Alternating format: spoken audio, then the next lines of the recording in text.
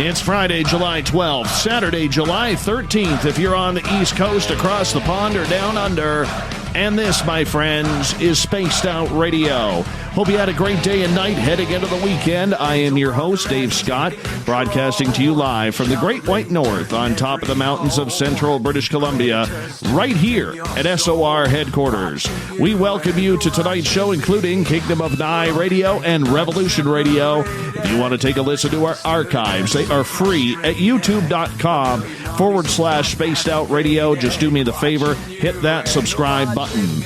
Our website is spacedoutradio.com, where soon the Gavinator will have new features up for you. Right now, you can read up on Captain Shirk's SOR Newswire, listen to the show live. Tonight's show is brought to you by Mighty Moose Beard Oil Company. It's 100% Canadian, 100% natural, taking care of beards around the world. Visit MightyMooseBeard.com. Use promo code SOR2019 today. The medium is the message. It's a phrase coined by Marshall McLuhan. McLuhan introduced in his book, Understanding Media, the Extensions of Man, published in 1964. It means that the nature of the medium is more important than the meaning or the content of the message. So how does this make sense for tonight? Pretty easy. Controlling the media narrative is more important than the content of UFOs. This is why we have to take a look at this with veteran journalist and UFO author Cheryl Costa tonight. A military veteran, Cheryl's a retired information security professional from the aerospace industry. She's been a speaker at numerous UFO conferences. She also writes a UFO column, New York Skies, for Syracuse News Times.com, that is. Besides being a journalist, she's also a published playwright. Then at the bottom of hour number 3, I will bring you the SOR Newswire, brought to you by Paranoia Magazine. Cheryl Costa, I have looked forward to this for a long, long time, getting you on Spaced Out Radio. Very happy to finally have you here. How are you? I'm great. I really am. This is fun. I love doing these things in the middle of the night. Well, we love being here. Well, you know, it's funny you say in the middle of the night, because I'm still staring at blue sky. Yeah. You know, 3 hours difference. But nonetheless, I'm so happy that you have made time for us and our audience, because I have been watching what you have been doing for a number of months now, probably a year. And the way you have tackled the UFO forum, along with the way the UFO media has kind of pushed its way through to the mainstream, I think it's fantastic, because there's not a lot of people doing that. But before we get too heavy into everything, okay, I would love for our audience to learn a little bit about you. How did you get involved with UFOs? Well, okay, I saw my first one when I was 12. Really didn't know anything about it. And then it was a late August afternoon, about 1965. I was about 12 years old, and we were coming down from an uncle's house up in the rural area. And my mother had my father pull the car off the road, and it was right next to a big field full of corn. And looking out into a clear blue western sky was this silver ball parked out there like a rock. And if you hold your arm out and look at your little fingernail, that's just about how big that thing was. And we sat there and talked about it. In 1965, NASA was only about 5 or 6 years old. So my mother said, well, it could be a weather balloon. It could be something the Air Force is doing. It could be the NASA people. We don't know. It could also be people maybe from another world. And that fascinating the 12-year-old, as they say. And so we got back on the road, got down to the bottom of the hill, turned left onto the state road, the Tar State Road, and I crawled up in that big window of that big old Chevy Impala and just sat there fascinated, looking at them, wondering, who are you, you know? And when they decided to go, about 15 minutes later, it was like I didn't see another representation like it until many years later in something like a Star Trek movie. Gone, you know, and that changed me. And thereafter, Mom and I got kind of close. You know, when you're a teenager, Mom and Dad are stupid, you know. And, absolutely. So Mom and I got unusually close. And what we started doing was going up to the library and getting books. We were reading books like Frank Edwards and that kind of stuff, you know. And Jack Anderson reported this stuff back in the day. And he was sort of I'm going to say a distant mentor in the sense that I listened to how he used to do the Strangest of All series. You know, it was carried on our local AM radio station. And so we started going to the library and getting books. And I'd read the book, she'd read a book, and we'd give each other kind of the synopsis of what was going on. When Von Daniken's book came out, 67, 68 time frame, the copy in our household was a paperback. She dog-eared on the top, I dog-eared on the bottom. The book was just destroyed over a period of time. And that was pretty much how I got interested in it, but I was always kind of what I tell people, a UFO bystander. And then just well-read on the topic. Interested, talk to people now and then. When I was in the military, a bunch of us used to talk. The second UFO I ever saw was on Christmas Eve, about 11:30 Christmas Eve, 1971. I was in Cam Ranh Bay, Vietnam. And I was in the Air Force at the time. And a friend of mine from my barracks and I decided to go down to the base chapel for something to do, midnight mass. You know, I was far from being a Catholic anymore at that point, but we decided to go to midnight mass just for tradition. And we were walking across the base, and it was where Cam Ranh Bay, Vietnam was a big sandbar in the central part of the country, and it gets a gazillion stars in the sky. And we're walking to the base chapel, and there's not a lot of light pollution, and suddenly we see this streak going across the sky. We thought, oh, it's a jet, and then it stopped. And my friend looked at me and he says, that thing stopped.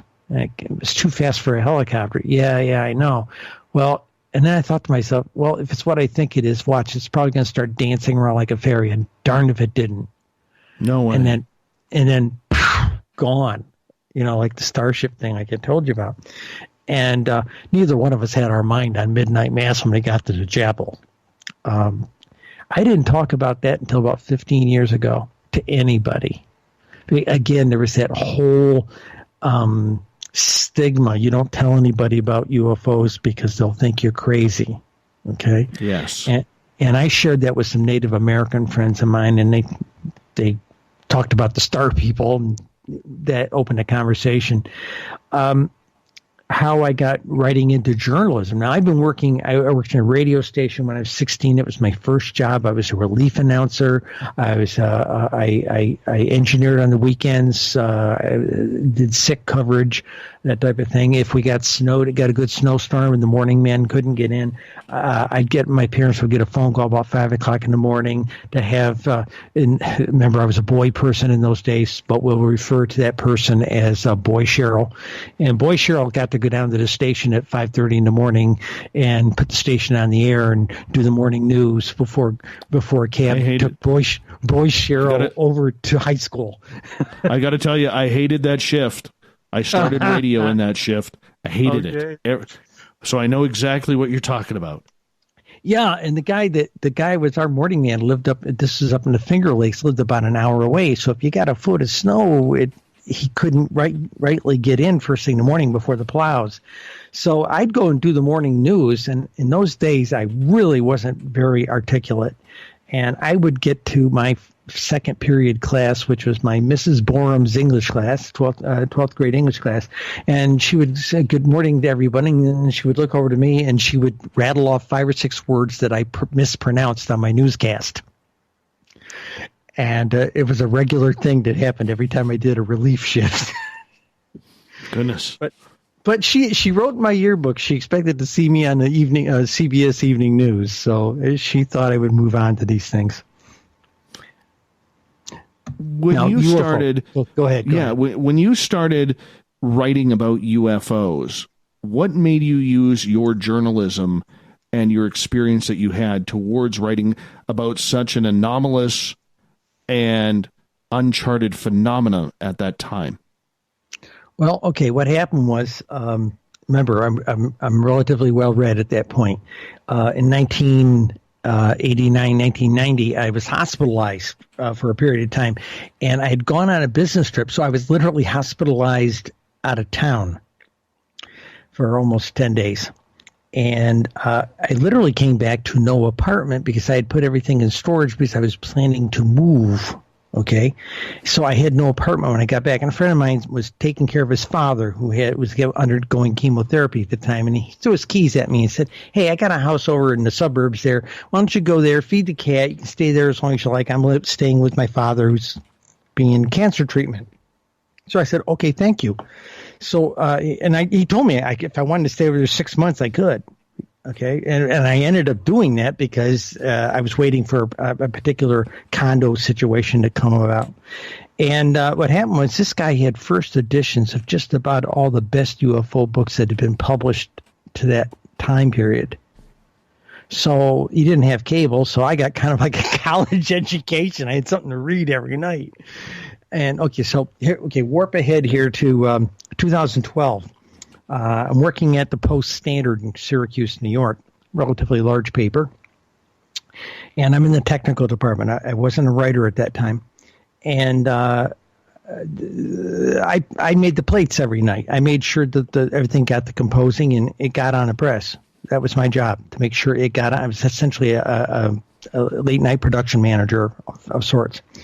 So the press, that 700-ton Swiss press, had just started rolling. All we had to do was sit back for the next 2 hours and wait for the morning run to finish, and we could go home. So I go online, and I'm looking at the evening news, late-night news on CNN.com, and there's a little sidebar story. November 5th, 2012. I remember it well.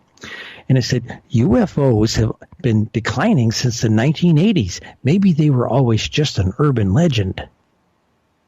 And I said, huh? That doesn't sound right. And for the first time in my life, I Googled out and went out to the National UFO Reporting Center. First time I'd ever been there. And I found one of their back pages. They had yearly listings, and I put some of those yearly listing totals up into a little spreadsheet.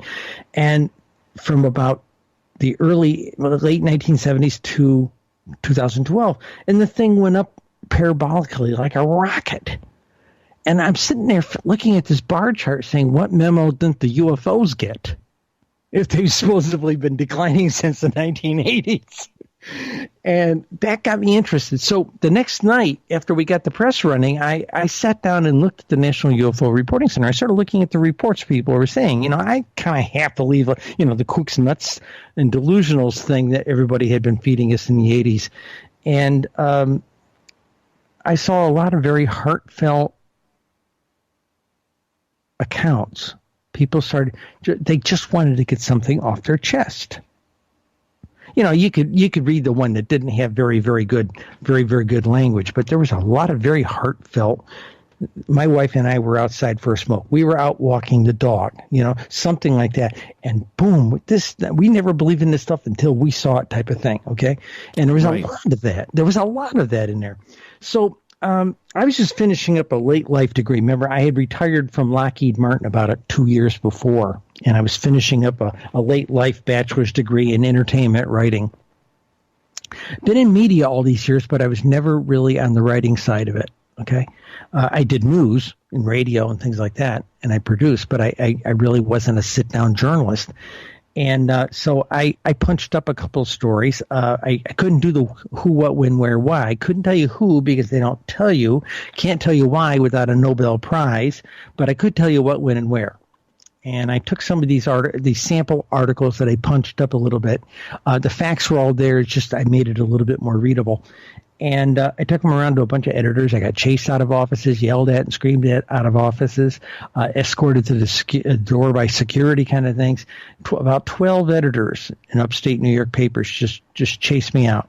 Didn't want anything to do with it. The kooks, delusionals, conspiracy theory, you get out of my paper, And finally, Larry Dietrich over at the Syracuse New Times, he had been a senior copy editor at the Post-Standard.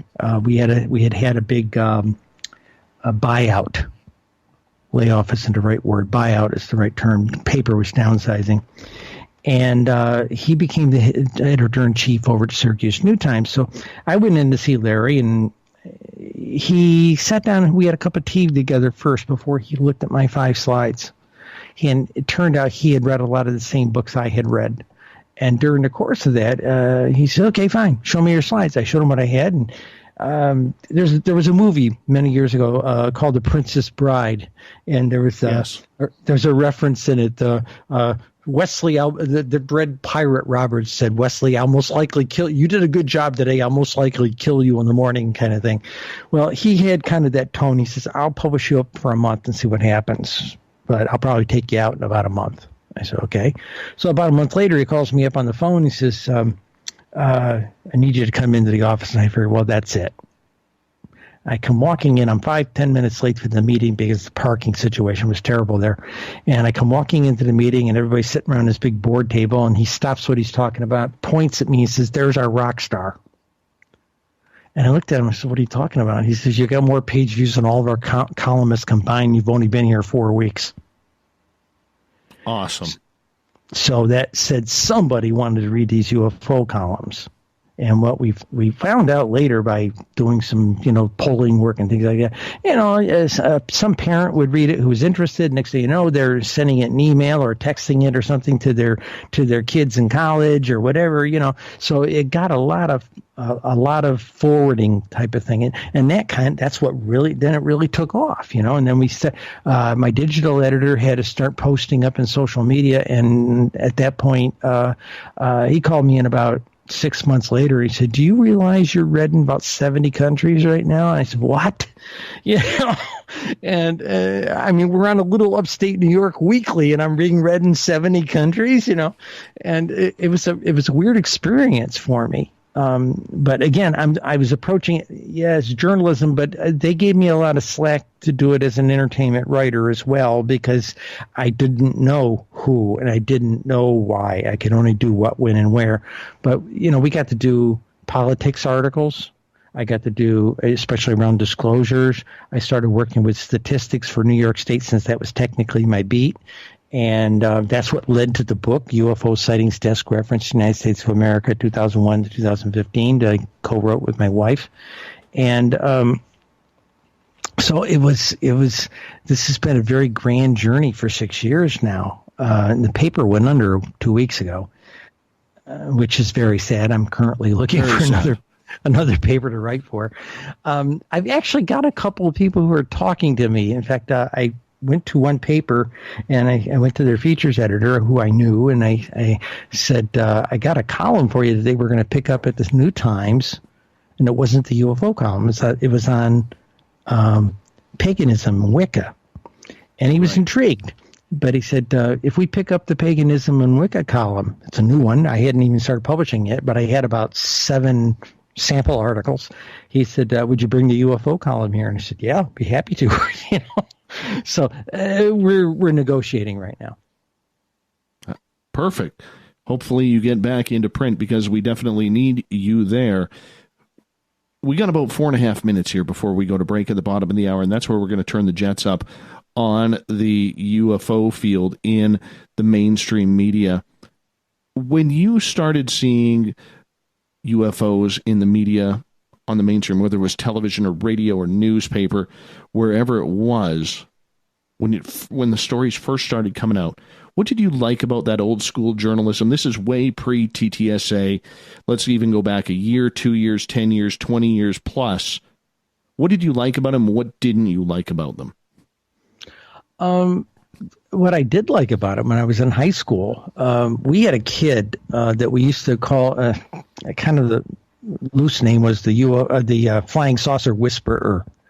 Okay, the kid was incredibly psychic, and one night on a front porch, we'd been out there playing kick the can in the street or something, basketball or something, and we were sitting on the front porch, get out of traffic, and the street lights were coming on, and the kid said, all those UFO reports we've been hearing about, and it was just before. It was about 3-4 months before the Northeast power failure in '65, and he says, "I think I can call one." And we all laughed and everything like this. The next morning, he sat there in like a little trance and everything. We thought, yeah.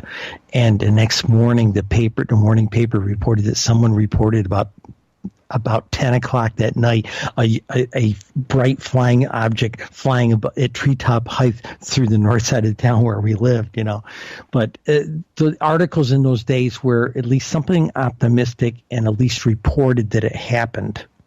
And because newspapers are a source of what I'm going to call a primary source of record, it gave you the ability to know about it. You could cut out a clipping and mail it to some service like the early MUFON in 1968. You could mail them a clipping or call their telephone number and leave a message on their voice machine in those days.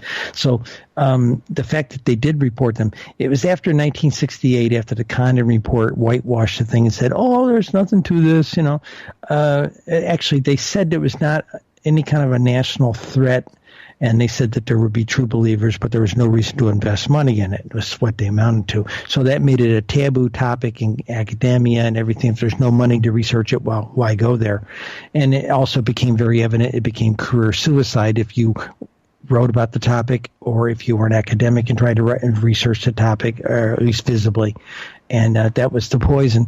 And it's with us today. I still reach out to newspapers up here, and the editor won't return my email traffic or my written letter proposing bringing the column to their paper.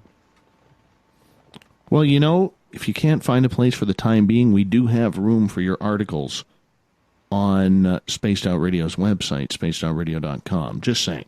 Just throwing it out there. I may take you up on that. I would love that. There's one thing the problem with a journalist is you don't want to be forgotten.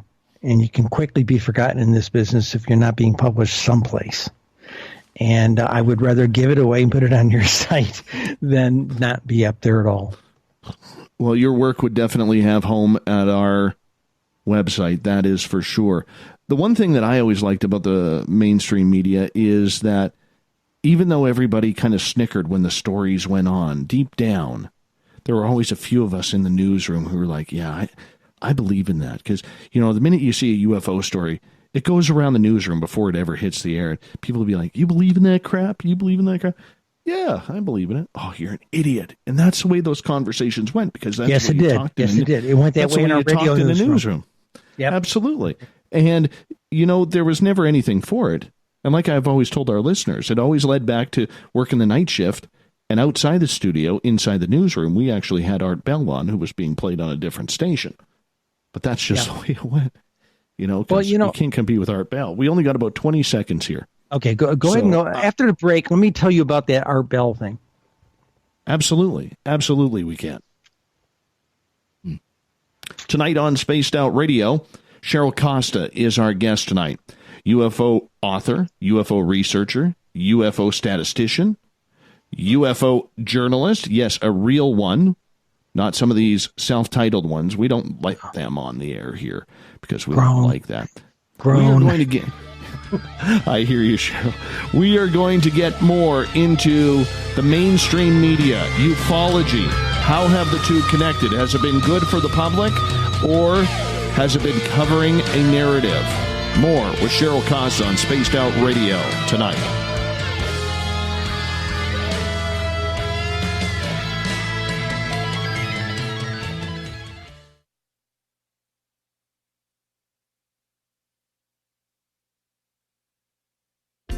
Hey, Spaced Out Radio listeners, it's Dave Scott. I want you to check out a great documentary I'm involved in called Beyond the Spectrum, Mosson's UFO Files. Directed by Darcy Weir, the film follows Jaime Mosson's journey for mainstream journalistic truth in ufology in Mexico. Beyond the Spectrum can be found on Amazon Prime. If you're a member, watch it free. It's worth the watch.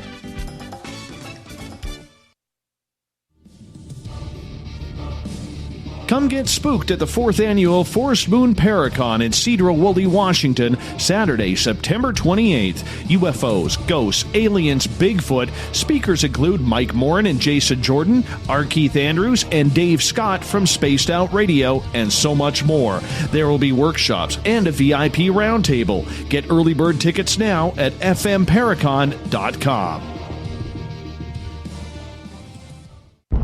Are you intrigued by Paranormal Talk Radio? You'll love the new Paranormal Radio app from TalkStream Live. You'll find a great selection of talk shows covering UFOs, ghosts, strange phenomena, and much more. Download the Paranormal Radio app now and start listening to the very best in paranormal talk entertainment, including the network you're listening to right now, the Paranormal Radio app, free in Google Play and the iOS App Store. Looking for the stories of the strange and weird that you will find hard to find anywhere else? Check out the SOR Newswire on our website. Our writers, led by Captain Shirk, are scouring the world for the oddest and most bizarre stories we can find. Everything from weird crime to suspenseful and paranormal. We're working hard for you to bring you the most intriguing news of your day. Check out the SOR Newswire at spacedoutradio.com today. A timepiece is a reflection of who you are, and what better way to show off the real you than with an Escape watch? Escape is a lifestyle brand accessorizing your days and nights. Choose to escape and create the life of discovery that you deserve. Dream, play, unite with your own personalized Escape watch. Head to escapewatches.com. There is no time like the present to enjoy your escape. Use promo code SMF2017 for your 20% discount today. Are you having encounters with the paranormal, supernatural, or ufological that you cannot explain? Look no further than the SOR Sightlines Report, brought to you by the Experiencers Support Association. This is Ryan Stacy, head of the Research Association, TESA. Soon on the Spaced Out Radio website, you'll be able to file your reports and have them researched for you. We are independent and ready to help Spaced Out Radio listeners today. Heading to Vancouver and looking for a night on the town? The Moose Vancouver is the bar that never stops rocking until 2 a.m. every night. The Moose has great food with everything on the menu from $6.95 to $8.95. Fantastic, vibrant staff and rock and roll that will bring you back to when the music was real, the hair was long, and the guitars were rocking. Get your party on at the Moose Vancouver, the official party bar of Spaced Out Radio. Hello, this is your guitar man, Ron Bumblefoot Thal, and I have to tell you, I love the response I get for Little Brother is Watching from Spaced Out Radio fans. It's amazing how music can inspire and make people think deeper about what's going on in the supernatural world. You can head over to my website, bumblefoot.com, to check out my music, my guitar workshops, my touring, even check out some of the hot sauces that I'm working on. And make sure you keep on listening, because with Spaced Out Radio, you know Little Brother is watching. Every night on Spaced Out Radio, we have places for you to hang out. Hi, this is Carl. Join our SOR Space Travelers group on Facebook for live chat. On Twitter, using hashtag Spaced Out Radio, you can also join us in our Spreaker chat room. Check us out on Instagram at Dave Scott SOR. All of our archives are free on YouTube at Spaced Out Radio. By the way, I'll be watching you at your window until you do. Bye! Did you know Spaced Out Radio runs 7 days a week? Hi there, this is Tessa Nicole Thomas, and I'm here to take you on a paranormal journey each Saturday and Sunday night. Why change the station when you have it all right here? Together, we'll hang out and share some strange and scary stories. And don't forget, we have Psychic Sundays as well, so come tune in Spaced Out Weekend. We get going at 9 p.m. Pacific, midnight Eastern, only at spacedoutradio.com, where we own the night. From the heartlands of Canada to beards around the world, we know how to take care of you. Fill your follicles with the Mighty Moose Beard Oil. All our oils and balms are handmade and 100% natural ingredients because we care about your beard. And hey, use the promo code SOR2019 and get your Mighty Moose Beard Oil today. You can check us out on our website, mightymoosebeard.com.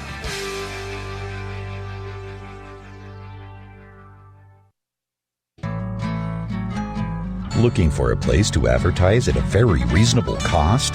Look no further than Spaced Out Radio.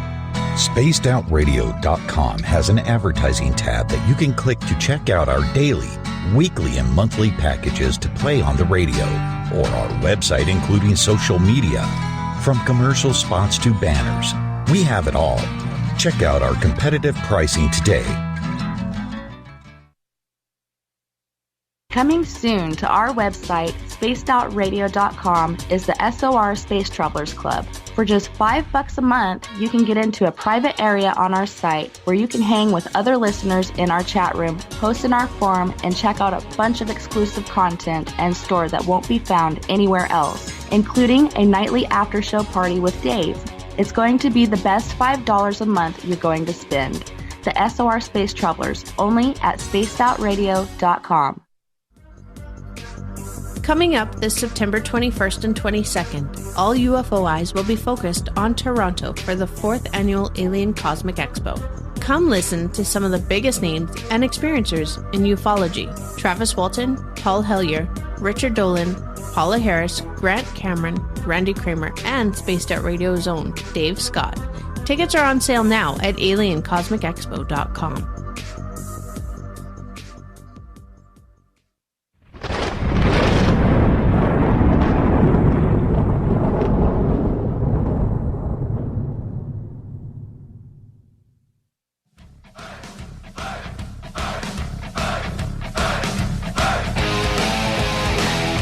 Welcome back to the second half hour of Spaced Out Radio. Tonight, I am your host, Dave Scott, sitting in the captain's chair of SOR headquarters.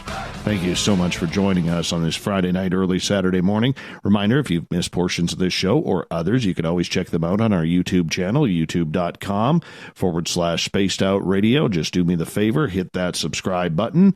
And our website is spacedoutradio.com, where we have a plethora of features coming for you. You can thank the Gavinator for that. He's building the site. And, of course, you can read up on Captain Shirk's SOR Newswire and much more. Tonight we are talking with journalist Cheryl Costa, looking into the field of ufology, how the mainstream media has really jumped on the UFO field, for the good, for the bad, for the unknown. We're going to find out as we go on tonight. Cheryl, welcome back to the show. Thank you. Now, you wanted to talk a little bit about Art Bell before we got into the mainstream media talk. Yeah.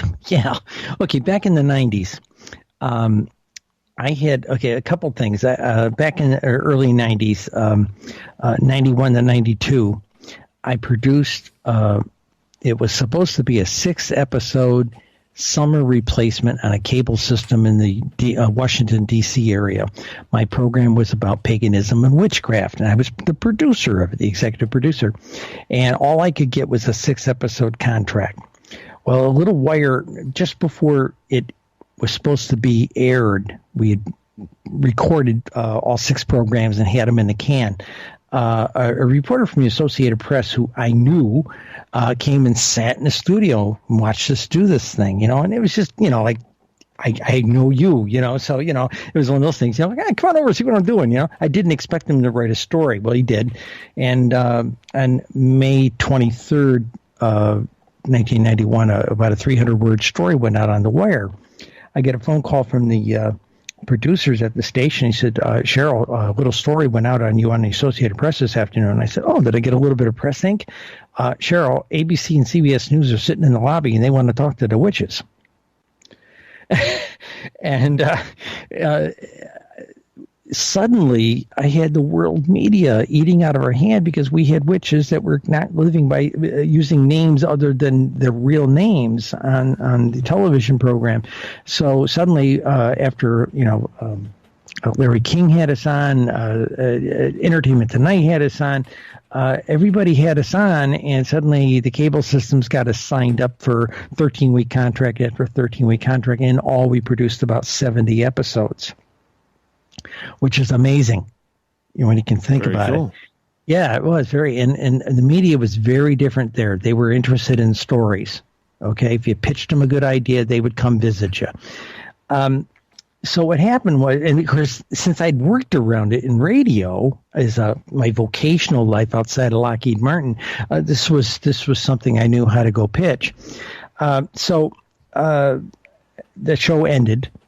And I got involved with some gals that wanted to do a radio program, and it was going to be basically the theme of it was morning zoo show style energy, but women's rowdy locker room talk, because there was too much guy energy on the radio, we thought. Okay, right. And our premise with the two principals, it was myself and a lady by the name of Frances. Frances had hooters that were like, the joke was you could hide a can of Mobil 1 in her cleavage. Okay. And NASA builds her bras, that kind of thing. So our shtick was the blonde bombshell and the bionic woman. I was the bionic woman, being a trans person. And it was good shtick for what we were doing. And it was very funny. I was one of the writers for it. And later I became one of the producers. And we ran for 5 years, won a lot of awards. We were the only cast in town that wasn't paid. We did it because we liked doing it. And I was the operations manager for a business talk station. And we moved the show off that station over to a 50,000-watt station. Okay, they wanted us. All right. Well, I got run out of the show by the marketing department. I was 30% owner, but I got run out of the show because they told the girls, hey, get rid of the tranny lady and we can probably get you syndicated. And so I left. And a couple of weeks later, the general manager from the business talk station called me up and she said, do you know Art Bell is off the air? I said, really? She says, yeah. And I said, wow. And they said, hey, the business talk network that we're part of, they wanted to know if we got somebody that could talk that kind of topic matter. UFOs, conspiracy theories, lost cities of Atlantis, that kind of stuff. And I said, yeah, I could talk to that. I said, we thought you could. 2 weeks later, I was anchoring a 3-hour show on Saturday nights on the business talk network. Okay. Oh, very nice. And it was fun, and I did it for 3 years. It was a lot of fun. The goofy part a lot of people didn't know is at the time I was an ordained Buddhist nun, and I got in trouble at the temple for doing it, but my Lama came to town, and he said, hey, tell everybody you're a Buddhist nun. If Buddha was alive, he'd be on the radio. He'd be like Larry King, So, all right, so that's how I got into paranormal radio, and UFO radio was my gig, was from like 1998 to 2001. And that was my first stint of doing kind of what you do, And so it's a lot of fun, isn't it? Yes, it is. It was a tremendous lot of fun, and I became that stop on the in the Mid-Atlantic. The kind of show we did was kind of relaxed like this one. I used to tell guests who were afraid of getting ripped apart by the morning show jocks, usually tear people like that apart. And I told them, no, my show is like we're sitting on the back porch in rocking chairs, sipping lemonade, talking about the secrets of the universe, and suddenly that word got around, and I got all the guests I ever wanted, so it worked out well. Now, it's why we were talking about Art Bell. Oh, Art Bell. When I went to Heather Wade, I did a 4-hour long form with her one night. All night, and about the UFO statistics. And she was afraid we wouldn't be able to talk about UFO statistics more than about a half an hour, and we ran out of time, because the conversation was so interesting. So we'll go back to other topics. Now, you're in British Columbia, right? I sure am. Okay, I almost got to be there when I was a Buddhist nun. I was going to be the second in command of a Orthodox Tibetan Buddhist monastery in Surrey, and then 9/11 happened, and 9/11 happened, and it kind of canceled my visa and all that kind of stuff. So that's water under the bridge. Well, if you saw how rugged Surrey has become, you're probably pretty lucky. Really? It's become rugged? Really? Oh, extremely rugged. Extremely rugged. Oh, okay. Well, I wish I was there, but my life's taken a different turn now, so here we are, writing about UFOs. I never thought I would be writing about this topic matter. And it is a lot of fun. And I laugh at it because, this is something that we should be, this isn't supposed to be public conversation on terrestrial radio. And we can thank Art Bell for everything that kind of happened. Yes. Because with, and the crappy part for people like me is the best came first. You know what I'm saying? Yeah. And it wasn't, Cheryl, it wasn't like in hockey, it took 70 years for Gretzky. In boxing, it took hundreds of years for Muhammad Ali. In basketball, it took, 55 years for Michael Jordan. Yeah. And yet with this, Art Bell was the first out of the gate. Yeah. Okay. There were a couple others there, but it wasn't as popular as Art. And when you get the best out of the gate first, I mean, there is just no getting to that penthouse. It really isn't. You just got to hope that you can hit the 9th or 10th floor. Yeah. Well, you know, it's funny. I went to some other news editors in this upstate New York and northern Pennsylvania region, and I went to them because we were all members of the same press club. And I said, "Hey, how come you won't run a good story about UFOs? I got some good ones now and then. Okay, the ones that don't happen to be part of my column."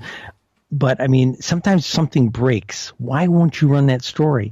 And I got the answers of, well, it's all kooks and crackpots. It's all, and another editor says, oh, it's all conspiracy theorists. Or, oh, they come in here and they don't have a shred of evidence. I said, what if I've got evidence, but they won't look at it? I had a book of, 121,000 sightings, and the statistics. No, they weren't interested, And I literally had one editor look at me and she said, what brand of tinfoil do you wear, Cheryl? And that's a stigma. So ever since TTSA, the To the Stars Academy people came out, I still reach out to editors and pitch them a story for their region.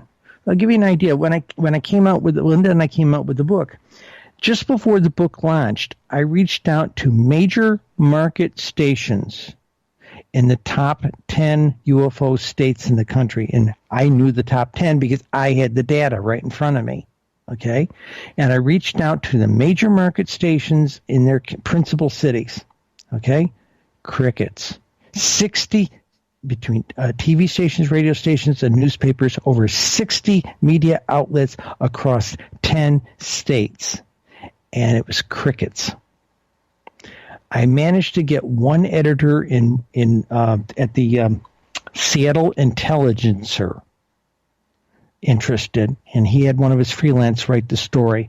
And it ended up being a good thing that the freelance writer did it, because one, he wrote the story for this Intelligencer, but because the nature of the story was very rich in information, he also wrote one for the FS Gate, which is the online edition of San Francisco Chronicle. Okay, and he knew the California statistics because in the course of the interview, I shared that information with him. And I didn't know it had run there the day that the Washington story broke. And I get a call from KABC in Los Angeles. This is April, early April in 2017, March actually, and this guy, producer at KABC Talk Radio, says, "Hey, wow, social media is on fire because of your book." Of course, the flavor of it was California's #1 for UFOs. Rah rah rah. That was the kind of the flavor of it, and it quickly fell out of the news cycle, and nobody was interested in the deeper story about what was happening in their individual states, and it was really weird. Because if this had happened in 1960 or 1975 or even 1980, they would have jumped on it. I was wondering, where's all this callousness coming from? They're not interested. Is it the corporate media driving this thing? Said, oh no, you won't talk about silly stuff. I don't know. I've not figured out what it is. I mean, I have a lot of people try to tell me there's only 6 media companies out there and they control everything. But I've talked to editors and they assure me there's no edict from high up. They just don't think people are interested. And I said, look how hot my column is. And you know what's funny on a radio side as we're trying to syndicate this is when you see the ratings for the majority of the paranormal television shows or UFO shows on television, they're money makers. They are huge money makers. And why nighttime radio has not tried to expand into this type of medium, it baffles me. And I've talked to a couple of our station owners that we broadcast on about this, and they say the exact same thing. Like, we have brought one station that was getting very little to no ratings at night. We're up to like over 5,000 people listening to us at night now, all since he added us. That's what happened to WMET when I started doing that Art Bell style show back in 98. Our station was like not even showing up in the ratings at night, especially on the weekends. You know, it was a business talk station. After the markets close on Friday, who listens to it? You know, but after we started doing a show like that, suddenly, and of course, streaming was just starting about that time. Okay, so we were being picked up by college radio stations across the country on a kind of a streaming aspect, you know, and by God, we were getting serious ratings, and but you'd go out there and try and sell it to a big enough station that's got the big enough wattage to say this could be a real moneymaker. They throw you out of the office. I want to get into the To the Stars Academy with you, as we got about 7.5 minutes before we go to break. Okay. All right, because they, I think, have done a great job with bringing UFO attention to the mainstream. No longer do we hear the X-Files music or Star Trek or Twilight Zone music. Thank you. Or any crap like that. And I think it's about time. They, you know, and I give them credit for that. But have you had red flags, as I have, with this group? And I'm not saying whether or not I support them or not. It doesn't matter if I do or not. But as a journalist, when they opened up on October 11th, 2017, with their initial press conference, yep, were you surprised they had no press at their press conference? And they've never answered that question. I was shocked. I was absolutely shocked. Let's go back a little history leading up to all of that, okay? A lot of people think December 16th, 2017 was disclosure, okay? It started with Obama's disclosure in January of 2017 when the CIA declassified a whole bunch of Kissinger documents through the National Archives. In there was also a whole bunch of UFO stuff from the CIA. Now, the CIA in the United States had said for years, oh, we don't study UFOs. Oh, we study the Russians, you know. No, but they did. And here were all these PDFs of all these CIA scientists in the late 40s and early 50s pulling their hair out trying to understand these things, okay? And then 2 months later, Linda and I come out with our book. Ralph Blumenthal, who was the author of the article about us, went to his editor, threw the 2.5-pound, 8.5 by 11, 374-page book on his editor's desk and said, some old ladies in Syracuse did the science. Look at the numbers. And the article came out titled, People Are Seeing UFOs Everywhere, and this book proves it. If you had told me I was going to have a headline like that in the New York Times a year or two before, I would have wanted a case of whatever you were drinking. You know, it just, that was not in my wheelhouse. And then 8 months later, Ralph and Keene and a guy from Politico broke the story about the ATIP program at the Pentagon. Okay, and a lot of this all came from a lot of what happened there had its roots in some of the To the Stars Academy activity and the people that were associated with it, the intelligence community guys who thought maybe it's time to start talking about this. And I supported ATIP, not ATIP, but the To the Stars Academy with the one article I wrote about them. I said, because everybody in the UFO community was trashing them when they first made their announcements. And I said, well, give them a chance. Give them a chance. You know, they've got a very high goal here. Let's see if they can do it. They seem to have the right people with them. But the cracks that I saw as a journalist around the edge, where was the press pool at this big announcement? Exactly. This is a major announcement, and there's not a single member of the media. Seattle, where it was held, which came out afterwards, they were in Seattle.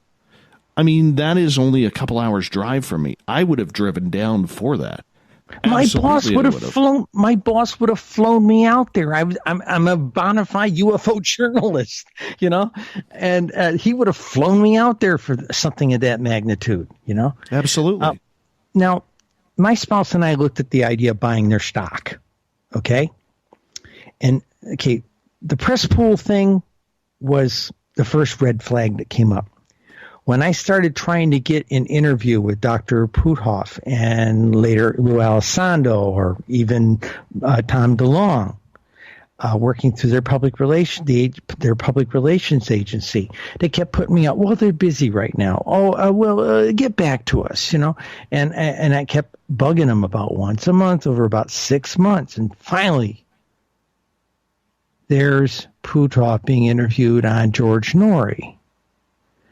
And my editor looked at me, and I looked at him, and I said, "May I lower the boom?" And he said, "Yeah, go ahead." So I called them up, the press organization, and said, "Look, I've been after you for 6 months, and you give it to the big boy, George Norrie. You won't give it to the little guy who's out here writing good, positive UFO press every week. But you'll give it to the big network syndicated guy. We're getting ready to write as much yellow journalism as we can about your organization. And if you've got cracks, we're going to find every one of them. That, or you get me an interview with a principal in the next week or two." And I had an interview with Lou Alessandro 2 weeks later. See, with me, as we got about 2 minutes left, they haven't granted any of our stuff yet. Ooh. Not a thing. Well, that guy from the public relations agency set us up on the telephone, and he sat there and listened. It was a brokered conversation. Yeah, it was weird. And that bothered me. That bothered me that I didn't know if he was controlling Lou's strings or he was controlling mine. I wasn't 100% sure. He really didn't interject anything, but I didn't like having somebody sit over my shoulder during an interview. I've never let anybody do. That's the only time in 5 years or 6 years that I've let anybody sit over my shoulder while I was interviewing someone. You know what? I got asked to submit questions. Can you please submit your questions before so we can review them? Yeah. I said no. They're managing. Not a chance. I said not a chance. I will release those emails. I've got them all. Yeah, yeah. Well, I'll tell you what's funny is that the other flag that went up is Linda and I thought about investing in them. Okay, we started to go through their website. Now, I've bought stock before. I've never had the questions they were asking. These were very invasive financial questions. They wanted to know every bit of our assets. You don't ask somebody who's throwing money at you to buy stock, that kind of stuff. And not at all. No, and I called up a broker friend of mine. And I showed him I had screenshots of the stuff. He said, "Why are they asking that stuff?" And okay, so here I am, more of a conspiracy theorist at this point. I was wondering, oh boy, they're building a profile on everybody who invests in this thing. They're building a For sure. dossier. Dossier. That's a good word. We haven't used that one here yet. Yeah, that's a Cheryl, good word. I'm going to get you to hold on right there because we're going to go to break here at the top of the hour. Cheryl Costa is our guest tonight on Spaced Out Radio. The MSM, mainstream media, UFOs. Is the narrative being controlled? We're going to get heavy into that with Cheryl in hour number 2, so stay tuned on Spaced Out Radio.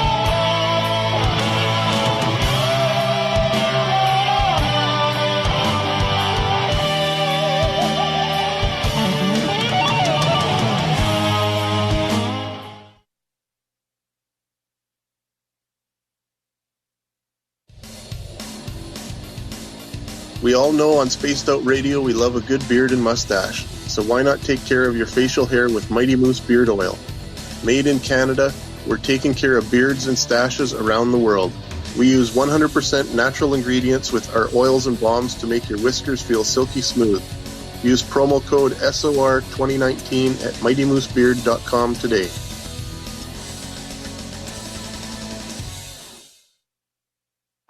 Come hang out with Spaced Out Radio, where we own the night. This is Carl. You can follow Dave on Twitter at Spaced Out Radio, and during the show, use the hashtag Spaced Out Radio to chat with us live.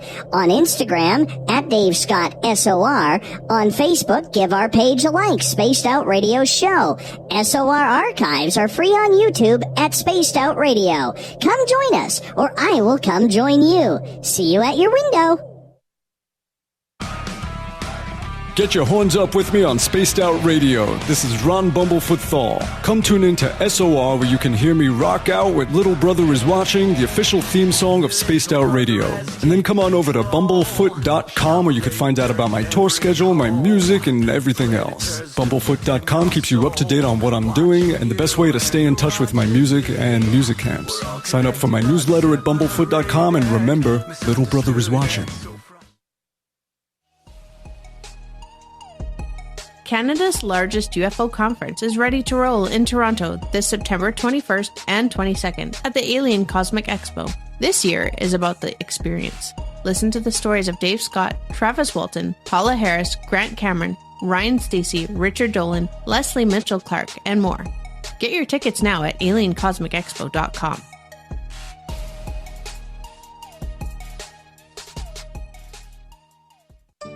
Find your escape where time has no limits. It's about living today and cherishing the heritage of yesterday. A spirit of adventure for what is new, with the nostalgia of the past. Your timepiece is a reflection of who you are.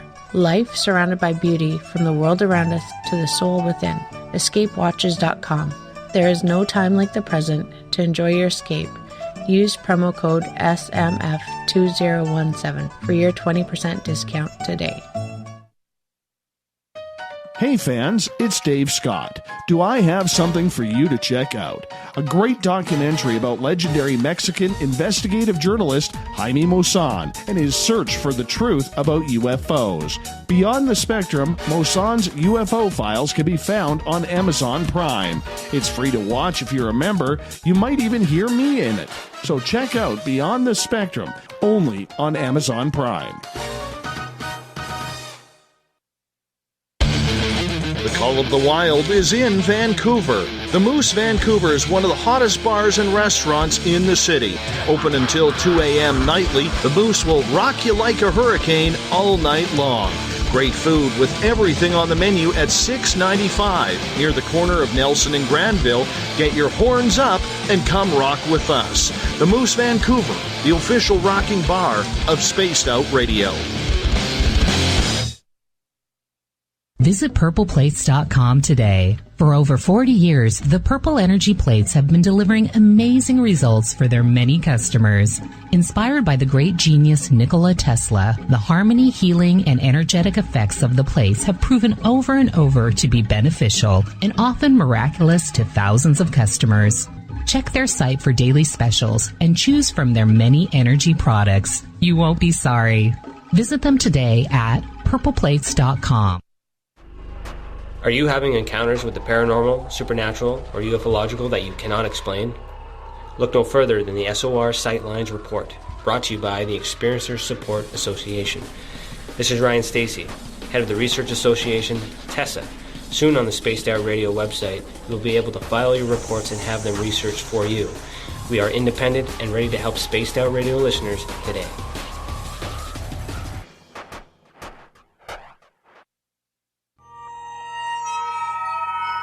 You hear footsteps in the empty room above you. A rocking chair begins rocking by itself. Don't be afraid of the things that go bump in the night. Reach for Spirit Storybox, the iPhone app the Huffington Post UK called the only ghost hunting app you will ever need. Spirit Storybox. The spirits are telling their stories. Are you listening? At spacedoutradio.com, we have a little bit of everything for you to stay up late. So while you're there, check out our SOR Newswire, where our team brings you stories of the weird and strange to the WTF from around the globe. News on Bigfoot, UFOs, paranormal, Darwinian-type crime tales. It's the stories that the mainstream media usually won't touch. Well, we got them all on the SOR Newswire, only at spacedoutradio.com. Looking for a place to advertise at a very reasonable cost? Look no further than Spaced Out Radio. SpacedOutRadio.com has an advertising tab that you can click to check out our daily, weekly, and monthly packages to play on the radio, or our website including social media. From commercial spots to banners, we have it all. Check out our competitive pricing today.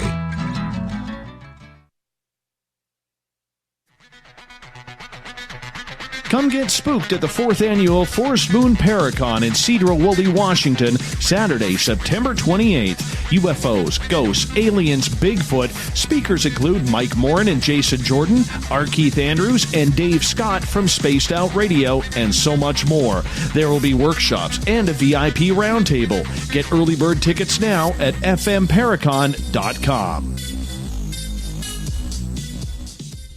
We are getting ready to relaunch the SOR Space Travelers Club at spacedoutradio.com. For $5 a month, you can join us for a plethora of features found nowhere else. Hang out in a private chat room during the show and after party. You can check out some exclusive content and a store specifically for you, as well as a private listener forum where you can post your thoughts, stories, and pictures. The SOR Space Travelers Club, coming soon to spacedoutradio.com. So, you love talk radio? Then you'll love TalkStreamLive.com. TalkStream Live is always on, 24/7, with the best streaming talk shows. Find your favorite talkers and discover some new ones. It's free, readily available online or on mobile with any smartphone or tablet. Finding your favorite talk shows all in one place has gotten a whole lot easier. Just go to TalkStreamLive.com. Be sure to download the free apps from Google Play or the iTunes App Store. The freedom to post what you want, when you want. That's the social media freedom you need. Social Media Freedom is the free app in your app store. No need to worry about going to jail or being shadow banned any longer. It's the freedom to say what you feel. The freedom to know Big Brother isn't watching. It's the way social media is supposed to be. Social Media Freedom. It's time to set yourself free. Download from your app store today. You're listening to Spaced Out Radio with Dave Scott. Follow Dave on Twitter at Spaced Out Radio and on Facebook, Spaced Out Radio Show. Welcome back to hour number 2 of Spaced Out Radio tonight. I am your host, Dave Scott. Thank you so much for joining us.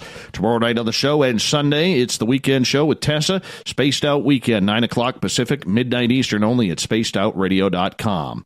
Hi to everyone listening in on KDUN AM 1030 in Reedsport, Oregon. KZFX 93.7 FM in Ridgecrest, California. WQEE 99.1 FM in Newnan, Georgia. UPRN 107.7 FM in New Orleans. And in Dangerfield, Texas, KDNF, AM 1560. On the digital side, we're proud to be on Kingdom of Nye Radio and Revolution Radio. Thank you so much for listening in. Don't forget, you can check out all of our archives for free at youtube.com/Spaced Out Radio. Just do me the favor, hit that subscribe button. The Desert Clam has set the password for tonight in the SOR Space Travelers Club. Septentronial. Septentronial is your password. Make sure you use it wisely, Space Travelers, as the Clam sets the password each and every night right here on Spaced Out Radio. Our website is spacedoutradio.com, where soon we'll have a plethora of features for you. The Gavinator's working on them hard, but right now you can read up on Captain Shirk's SOR Newswire and listen to the show live. Tonight we are talking about mainstream media and their new coverage and interest in ufology. Cheryl Costa is our guest tonight. She is a broadcaster, journalist, author, researcher, and all-round great person. Cheryl, welcome back. Thank you. Not a problem. No, we were talking about the TTSA. All right. Yes, we were. Okay, I told you about the thing with the no press pool at their announcements, Yes. having a tough time with their public relations company. And Yes. the thing with the stock purchase, those were things that creeped me out. But I sat back and I said, I'm going to give them the benefit of the doubt. Okay, especially the fact that what they were releasing in concert with like the New York Times, Washington Post, the big to-do back there in late 2017, I said, this is progress. This is better than we've ever had.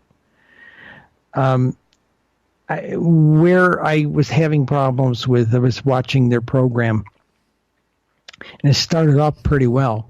And the problem was, I thought, maybe some of these people that I was trying to talk to, now that there's been a couple of these things on History Channel with the identified program, unidentified, I thought maybe some of these editors would be talking to me.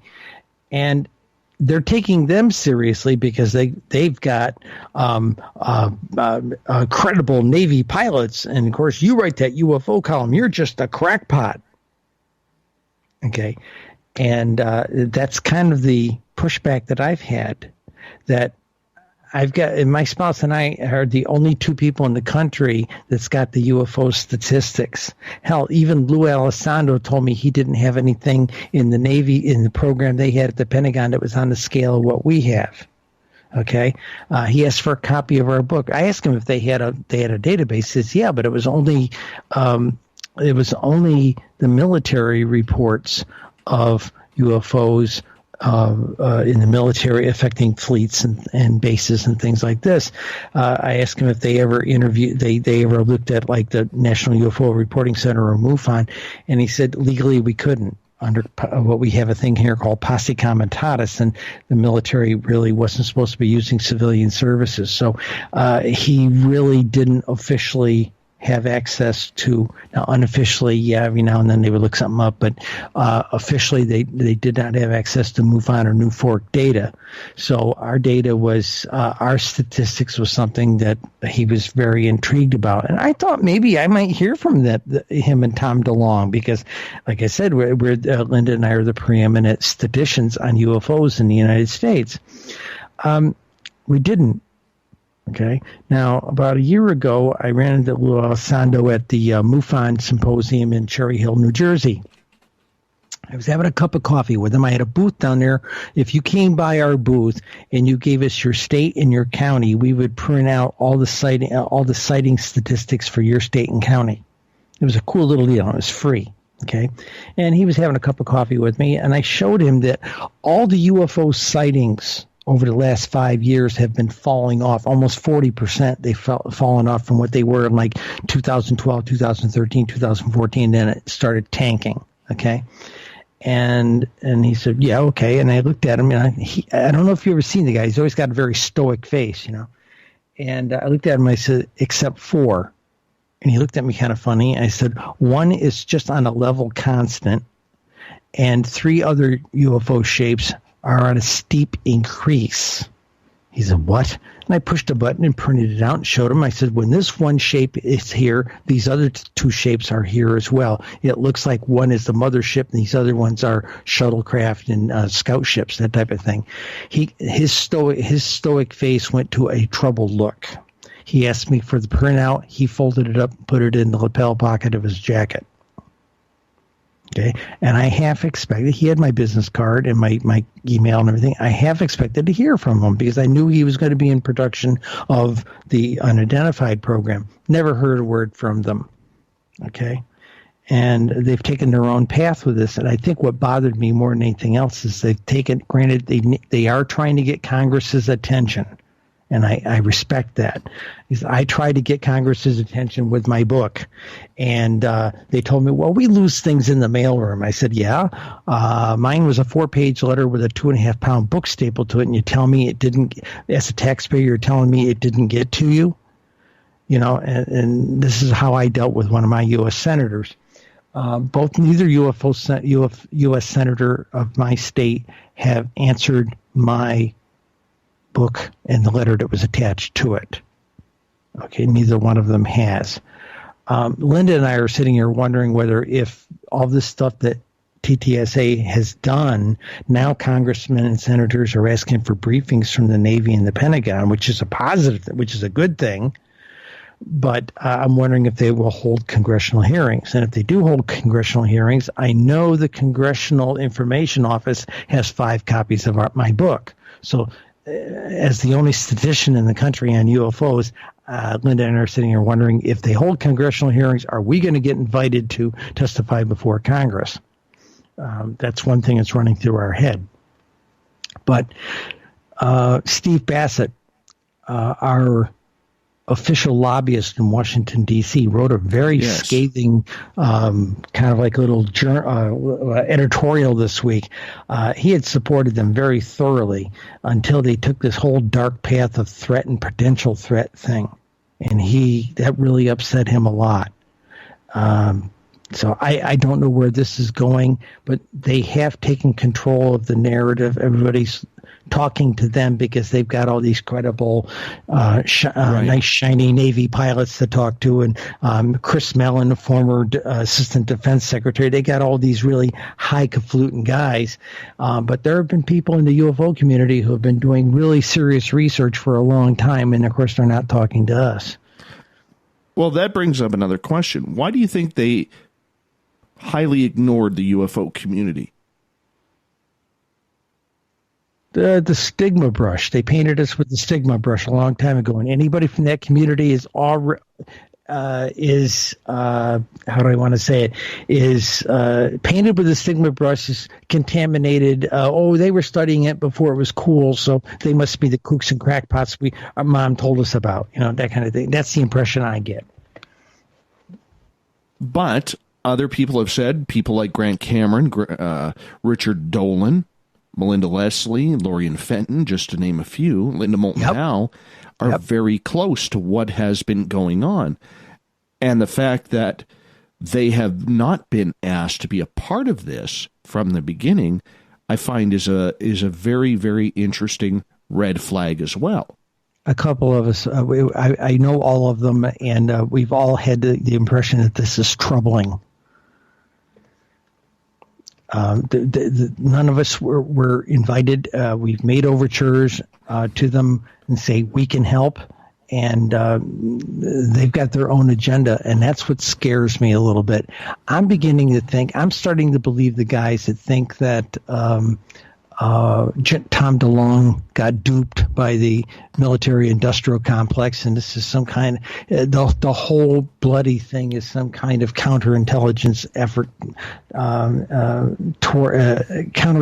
effort back towards the UFO community, because we were making progress, and maybe we just got too noisy. I don't know, but that's my suspicion. Cheryl Costa is our guest tonight on Spaced Out Radio. Cheryl, in regards to the way that they have handled the media, I know a lot of radio show hosts, including myself, to the detriment of our listeners and everybody's listeners, have not been able to get anybody from TTSA. A lot of the shows outside of Coast to Coast AM have not been able to get these people. However, there have been a few fringe markets that have been able to somehow lure an interview with one of these gentlemen, which I think is good, outside of Coast to Coast, that is. No offense to George Knapp or anybody like that. But do you think that they are fearful of answering some tough questions? Because there is an entire genre that is highly supporting this to the Stars Academy, and that's their right to be able to do that. But they haven't allowed, or they have accepted, the fact that TTSA shouldn't have to answer a lot of these tough questions. What's your thoughts? Well, we used to have I'm of a pagan faith. Okay, and we used to have an attitude back towards the mainstream faiths. Okay, was the churches with all the answers rarely allow any questions. And if you think about it, that's what we're dealing with here. They seem to be the new church, authoritative church of UFOs, and they're not allowing any questions. I will share one point though.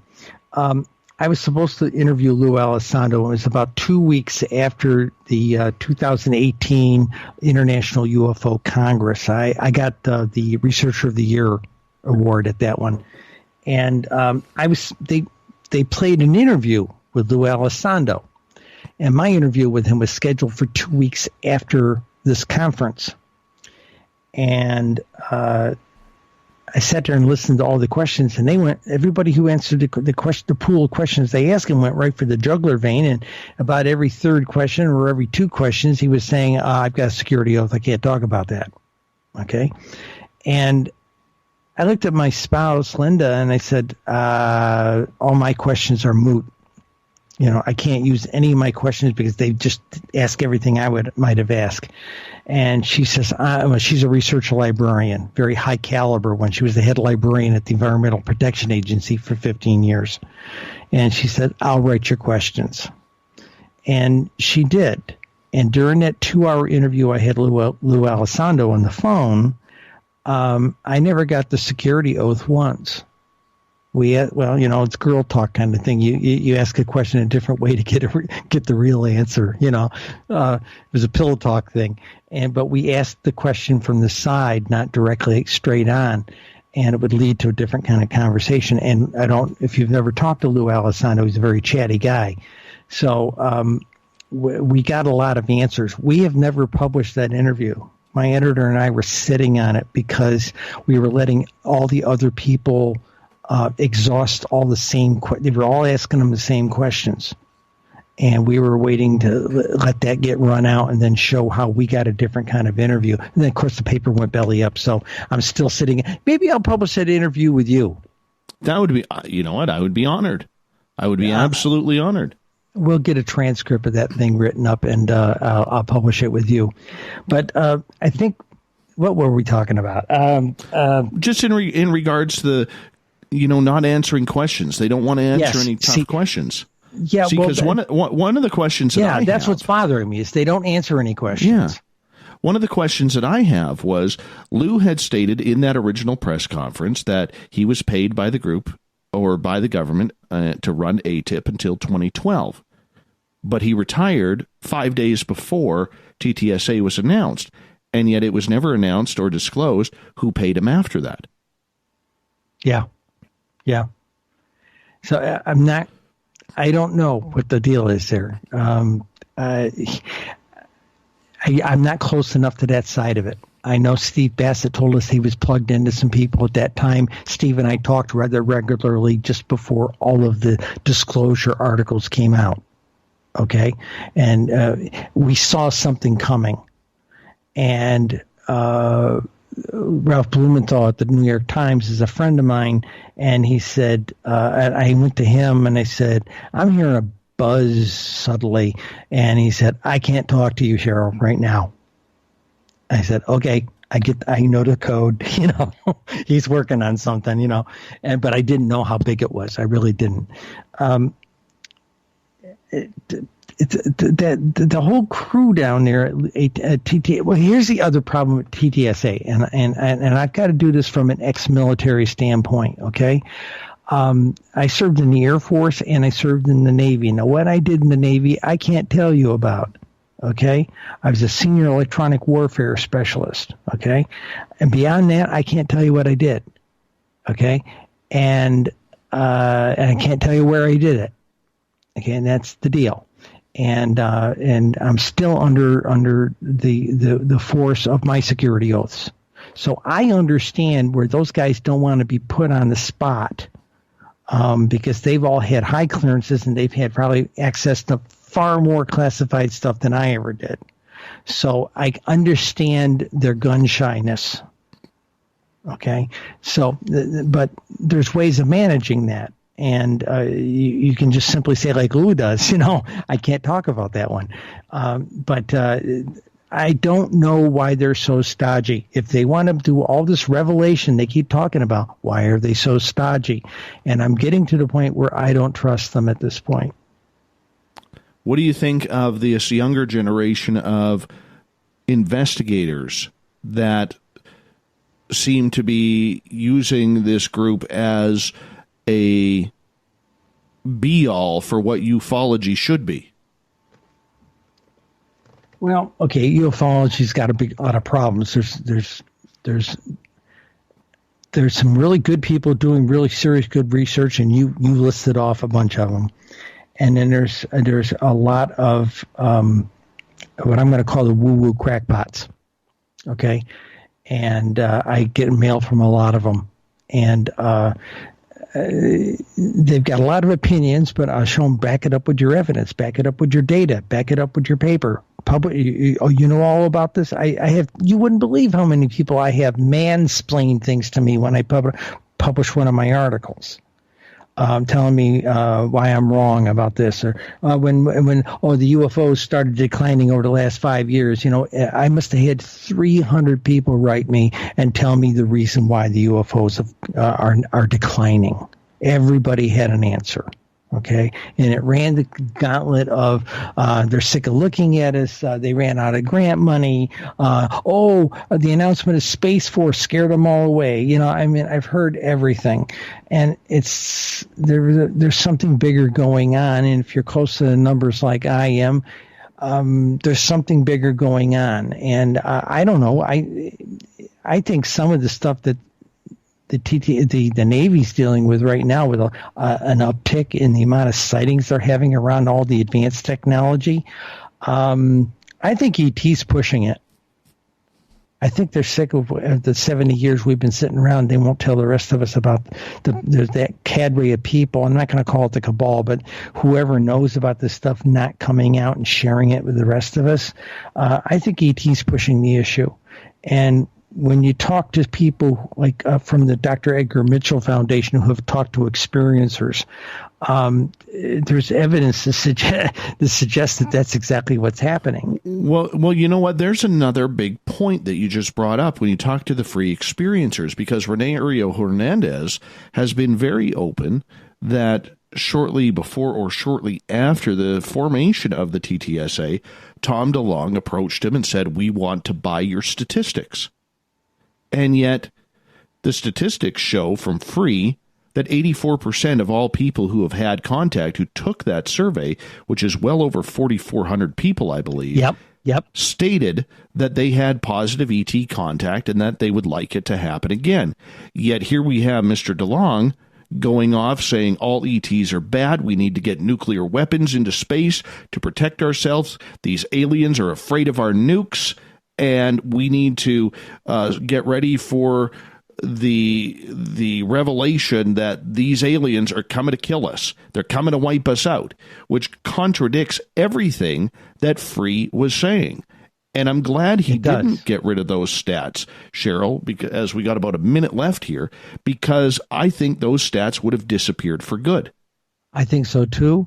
And when we come back, I think I can talk to why DeLonge was trying to get that information. There's something.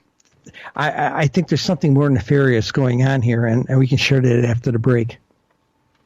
Well, we definitely want to get into that, because we got a lot to talk about in regards to the mainstream media, because I'm also very curious about your thoughts in the way the MSM has handled the UFO studies. I have my theories. I'm very curious to hear yours. And I'm sure you're going to be very, very open about them. That's for sure. Yeah, very much so. One thing Ray Hernandez made a comment to me. He says, it seems like the ETs are turning everybody into mystics. Strange, isn't it? Yeah.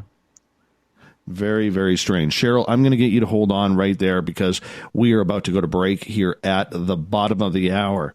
We got some great talk coming up left on Spaced Out Radio, talk that you're not going to want to miss, because this is high-end stuff in regards to the Stars Academy, the way the media is being treated. We're going to get into the free experiencers. As Cheryl said, she's got some real interesting information on that.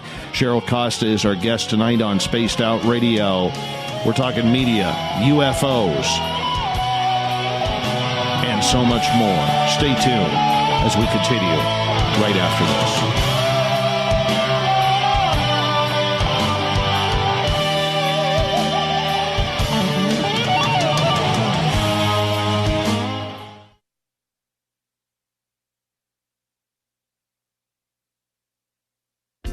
Hey, Spaced Out Radio listeners, it's Dave Scott.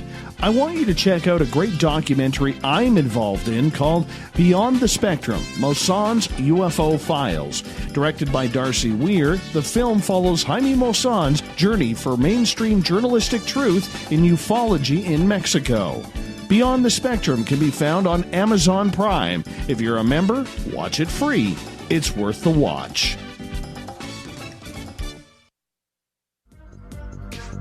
Coming up this September 21st and 22nd, all UFO eyes will be focused on Toronto for the 4th Annual Alien Cosmic Expo. Come listen to some of the biggest names and experiencers in ufology.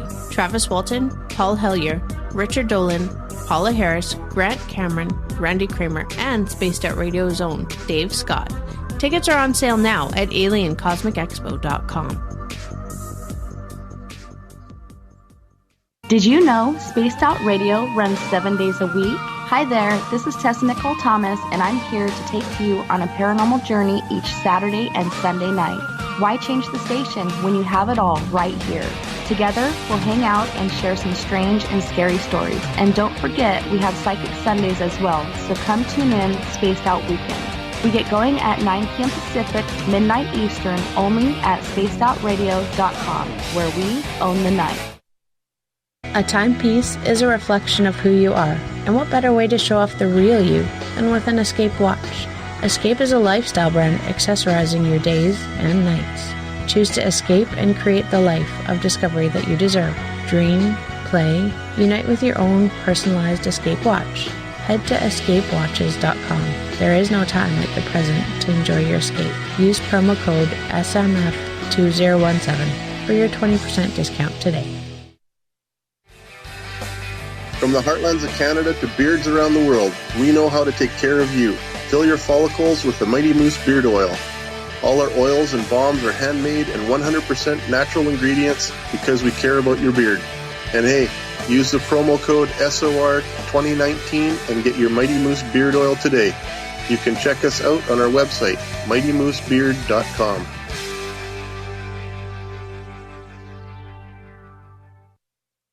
Heading to Vancouver and looking for a night on the town? The Moose Vancouver is the bar that never stops rocking until 2 a.m. every night. The Moose has great food with everything on the menu from $6.95 to $8.95. Fantastic, vibrant staff and rock and roll that will bring you back to when the music was real, the hair was long, and the guitars were rocking. Get your party on at the Moose Vancouver, the official party bar of Spaced Out Radio. Are you intrigued by Paranormal Talk Radio? You'll love the new Paranormal Radio app from TalkStream Live. You'll find a great selection of talk shows covering UFOs, ghosts, strange phenomena, and much more. Download the Paranormal Radio app now and start listening to the very best in paranormal talk entertainment, including the network you're listening to right now, the Paranormal Radio app, free in Google Play and the iOS App Store. Every night on Spaced Out Radio, we have places for you to hang out. Hi, this is Carl. Join our SOR Space Travelers group on Facebook for live chat. On Twitter, using hashtag Spaced Out Radio. You can also join us in our Spreaker chat room. Check us out on Instagram at Dave Scott SOR. All of our archives are free on YouTube at Spaced Out Radio. By the way, I'll be watching you at your window until you do. Bye! Hello, this is your guitar man, Ron Bumblefoot Thal, and I have to tell you, I love the response I get for Little Brother is Watching from Spaced Out Radio fans. It's amazing how music can inspire and make people think deeper about what's going on in the supernatural world. You can head over to my website, bumblefoot.com, to check out my music, my guitar workshops, my touring, even check out some of the hot sauces that I'm working on. And make sure you keep on listening, because with Spaced Out Radio, you know Little Brother is watching. Looking for the stories of the strange and weird that you will find hard to find anywhere else? Check out the SOR Newswire on our website. Our writers, led by Captain Shirk, are scouring the world for the oddest and most bizarre stories we can find. Everything from weird crime to suspenseful and paranormal. We're working hard for you to bring you the most intriguing news of your day. Check out the SOR Newswire at spacedoutradio.com today. Are you having encounters with the paranormal, supernatural, or ufological that you cannot explain? Look no further than the SOR Sightlines Report, brought to you by the Experiencers Support Association. This is Ryan Stacy, head of the Research Association, TESA. Soon on the Spaced Out Radio website, you'll be able to file your reports and have them researched for you. We are independent and ready to help Spaced Out Radio listeners today.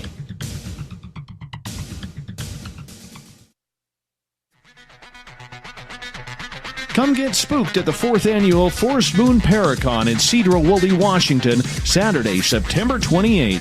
UFOs, ghosts, aliens, Bigfoot. Speakers include Mike Morin and Jason Jordan, R. Keith Andrews, and Dave Scott from Spaced Out Radio, and so much more. There will be workshops and a VIP roundtable. Get early bird tickets now at fmparacon.com.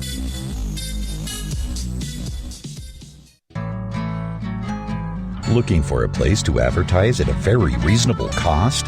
Look no further than Spaced Out Radio. SpacedOutRadio.com has an advertising tab that you can click to check out our daily, weekly, and monthly packages to play on the radio, or our website including social media. From commercial spots to banners, we have it all. Check out our competitive pricing today.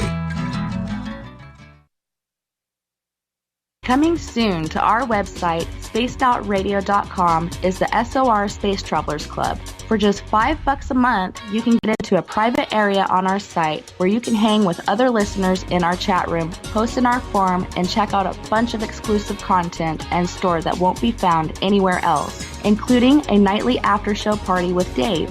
It's going to be the best $5 a month you're going to spend. The SOR Space Travelers, only at spacedoutradio.com.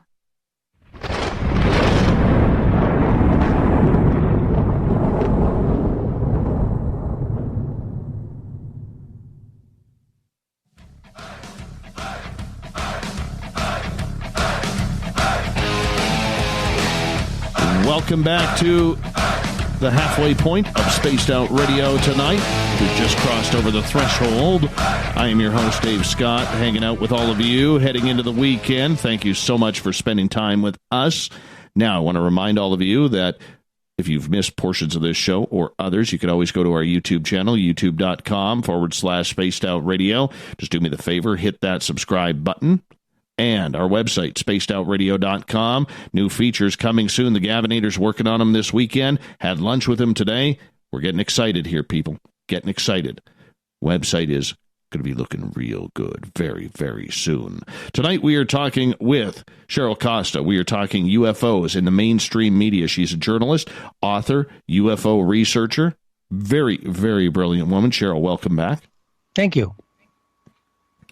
Mainstream media, the way they have been with the UFOs this time around, it's been very serious. It's been very candid. It's been very, very much a headline type story, which has never really happened before. However, but you still get the stupid questions. Where are they from? It's still the great little green man talk. Well, and that leads to my question to you regarding this. I always, when I was a reporter, and I've said this to my audience, and, I'll get your opinion of it. When I didn't want to cover a certain story, like, for instance, I was a sports reporter. I hate soccer. Loathe soccer with a passion. And, if sport was religion, soccer would be the Antichrist. That's how much I don't like soccer. Anyways, when my boss, my sports director, would send me to cover a soccer match, because it's not called a game, it's called a match, I would hate it. I would sit there, wouldn't even pay attention. I'd go running around, I'd wait for the game sheet. Okay, go into the dressing room, ask the questions. How did you think you did tonight? Could you have done better? What did you think about this goal? Mr. Goal Scorer, could you describe your goal for me? Real simple, basic type questions. So I could get in and out. We call them softballs. You know what I mean by that. Yeah. Softball questions.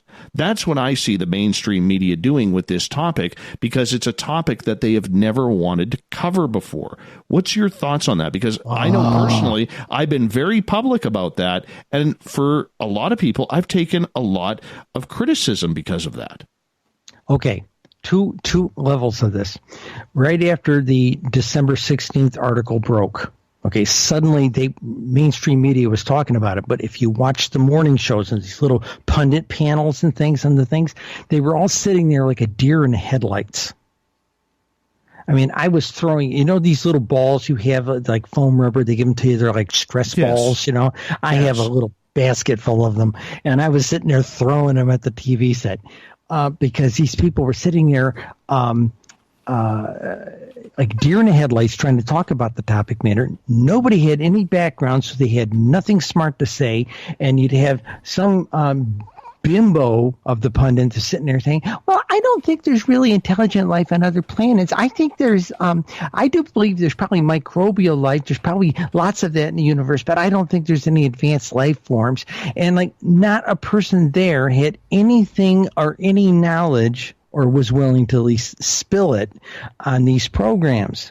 So when I was getting interviewed with the book 6 months before, it was all little green man talk. It was, Cheryl, where are they from? Who's driving them? And my answer was, we don't know where they're from. They could be intergalactic. They could be interdimensional. They could be any number, interstellar, any number of things. They could be inner space. They could be another country on this planet. It could be government pilots with our own equipment. It could be the Teamsters driving them. I don't know. I don't need to know that to study them. I've been studying the statistics of frequency, distribution, and volume, and that's what my study area is. I leave the other part of it to other people, and that's my answer.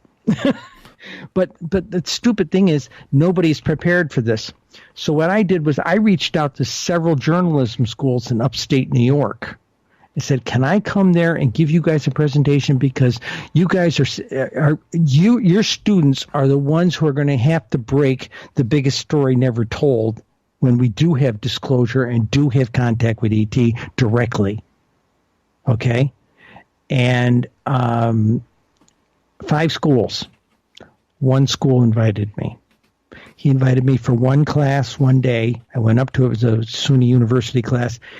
He had me do another class that same day because I blew everybody's socks off. And he said, can we put you up for the night?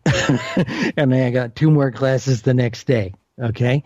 But he has refused to give me a letter of recommendation. He loved everything we did, but he won't put anything in writing that I can use to encourage another school to have me come and talk to the journalism students. Okay, but he is an editor at a paper, and he has run positive stories about UFOs, but he won't give me that letter as assistant dean of the journalism department. The journalism program here at Syracuse University, they're keeping me away with 10-foot poles. Oh, we can't. Our journalism school would be tainted if we had such a silly subject presented to our students. And I made the point to one of their senior professors, look, guys, you are on the edge of the biggest story never told. And one of your students is going to have to be prepared somewhat to understand the story if they're going to get ahead with it. And again, they will not invite me up to talk. Academia's got their heads in the ground very much like ostriches at this point. They don't. I went to some professors a couple of weeks ago here, not even journalism people. Just I went to the Syracuse University, and if they're taking a hit because of what I'm saying right now, so be it. Okay, I went to their public relations department. I said, plug me into the right people at your school to talk about if we have this disclosure in the very near future, and it may be coming very quickly here. How is academia going to start studying this? Because back in the early days of the environmental sciences, it was a multidisciplined study. There were no degrees in it back in the day. Okay, especially when my wife started in it 15, 20 years ago. And I said, how are they going to deal with this thing? Because everything in academia and colleges is so stovepipe. And would you believe over the last 3 weeks, even though the paper went under, I was still working on the story,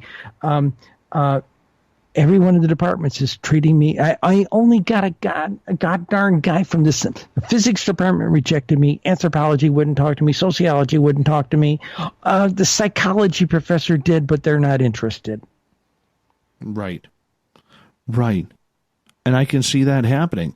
Even up here, I know in my own newsroom where I used to work, the minute you brought up a UFO story or a Bigfoot story or anything like that, it was like, yeah, we're not wasting time with that. We don't want to. We don't want to. But you know what I pitched to the psych professor yesterday, though? I said, so you guys are ignoring a treatable condition? He said, what are you talking about? I said, people have been told not to talk about their UFO sighting. It's the same kind of closet gay people have been in for a long time. It's the same kind of closet Wiccans have been in for a long time, that we can't talk about openly about what we are or what we practice for our faith, okay? And the same thing with experiencers and abductees and people who just see these things, see flying things in the sky. You're not supposed to talk about it. Do you know, I did a story a couple of years ago. I found out that I started getting invitations to people's backyard barbecues, and I'd take a security person with me, make sure it wasn't a lynching or something, But I'd go over there, next thing you know, I got a burger and a beer in my hand, and I'd let the security guy go. And they wanted me to talk to their Uncle Frank or Susie, Uncle Frank saw Foo Fighters in the war. We want you to meet him, that kind of thing. And what I discovered very quickly by going to these things, families, because of the secrecy thing, have been handing these UFO stories down within their families and abduction stories down in their families for generations. They're family heirlooms now, these stories within families, okay?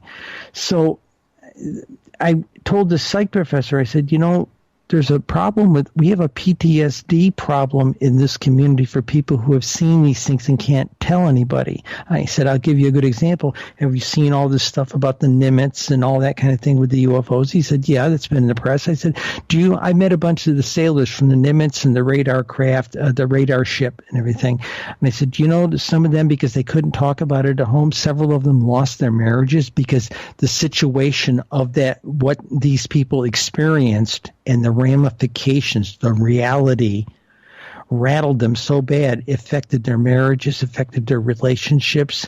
They lost wives, kids, that type of thing out of this whole situation because they couldn't tell anybody what was really going on. And they couldn't go talk to somebody about it because it was classified. So this is a PTSD type of thing that's been going on. Anybody who's been an experiencer, an abductee, or had a real serious sighting who's had to sit on it is sitting on a secret. They're in a freaking closet. And that's wrong. And an article that I'm sitting here, and I can't publish it now, but maybe I'll publish it with you, basically says, any family that tells their children or tells other members of their family that they can't tell anybody about their UFO sighting, that is harassment, that is child abuse by any measure. And I took this over to two psychologists that I know. One I talk to on a regular basis. And he keeps me on an even keel for your listeners wondering why I talk to somebody. Now and then you do need to talk to somebody. I work in a very pressured field. This UFO field is very pressured. I get a lot of harassment from a lot of people that I do not know, and I find necessary sometimes to talk to a professional. But I went to him and I read him the raw text of my article that, this kind of treatment is this, and he said, Cheryl, you hit it right on the head. I'll publish that article with you, my friend. Cool. I'll accept it. I will accept it graciously. Cheryl, in regards to the questions that the media are asking, do you think, like I do, that for people who don't understand how the media works, that these reporters, these anchors, these commentary writers, or whomever were really caught with their pants down because they've never wanted this story, and Absolutely. TTSA with their experience, they realize that all we have to do is trot out Elizondo, trot out Fravor, because DeLong was a bust on Joe Rogan. Yep. And we're going to say to you, hey, don't worry about anything else. We'll get you the pilot or the commanding officer, and we'll get you the guy who ran the program. You don't need anything else. And the media fell for it hook, line, and sinker. Would you be in agreement with that? I would agree 100%. So why can't anybody else seem to see that in this field? I don't know. I don't know what it is. I've gone to a couple of editors just in the last 3 weeks, in the last 6 weeks while they were running the program on History Channel here. And I said, look, there's some really heavy stuff coming out here. And would you like the regional, in my case, would you like the information about the regional sightings and the statistics locally? We're in a hot spot here in central New York. Would you like that story? And they won't return my phone call. And that's the sick part about it. I don't know why they won't talk about the local thing, except maybe the fact that they don't want to scare the chickens, as they say, they don't want to scare the readers. But, Linda and I are doing a thing down in Homer, New York. Okay, it's about an hour south of us. Right.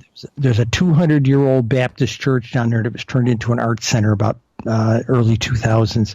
And we're doing a town hall. Now, last year, Linda and I went down there and gave it one of our UFO talks based on our book, slides, and all that kind of stuff. And the place was packed. Okay. And a lot of people wanted to tell us their story. So this time around, we're going down there with the idea, we're going to do a town hall. We'll give you a few up-to-date slides, and we want to hear your story. First names only. Keep it short. Keep it straight, and tell us what happened. And we're going to open up the microphones and tell us your story. And this is going to be mom and pa disclosure. Okay, this is grassroots disclosure. It's okay to tell people now. You've seen it on the big government guys like Chris Mellon, get up there and tell you, yes, these things are real. Now you can get up and tell us what your real thing was. And we're hoping this will do very well. And so we'll see what happens. I've got 2 other organizations that would like us to come do a town hall if this one comes off well. I'm very interested with that because, another topic that we also see, and I tweeted about this the other day, that my tweet and I'm paraphrasing here, that the minute you start to accept UAP instead of UFO, you are believing in the new narrative of ufology. Ask questions. Don't fall for it. And we see that now. We're not allowed to call UFOs UFOs anymore. We got to call them UAPs. That was discovered when Hillary Clinton went on, I believe it was Jimmy Kimmel, and said we're not allowed to talk about UFOs anymore. They're called UAPs. Now, the acronym has been around for a while, but really since then, the majority of people heard UAP for the first time. Do you think when you start seeing little acronym changes like UFO to UAP and little things like that's where we start to see that control of the narrative in the entire public? Or am I reading too much into it?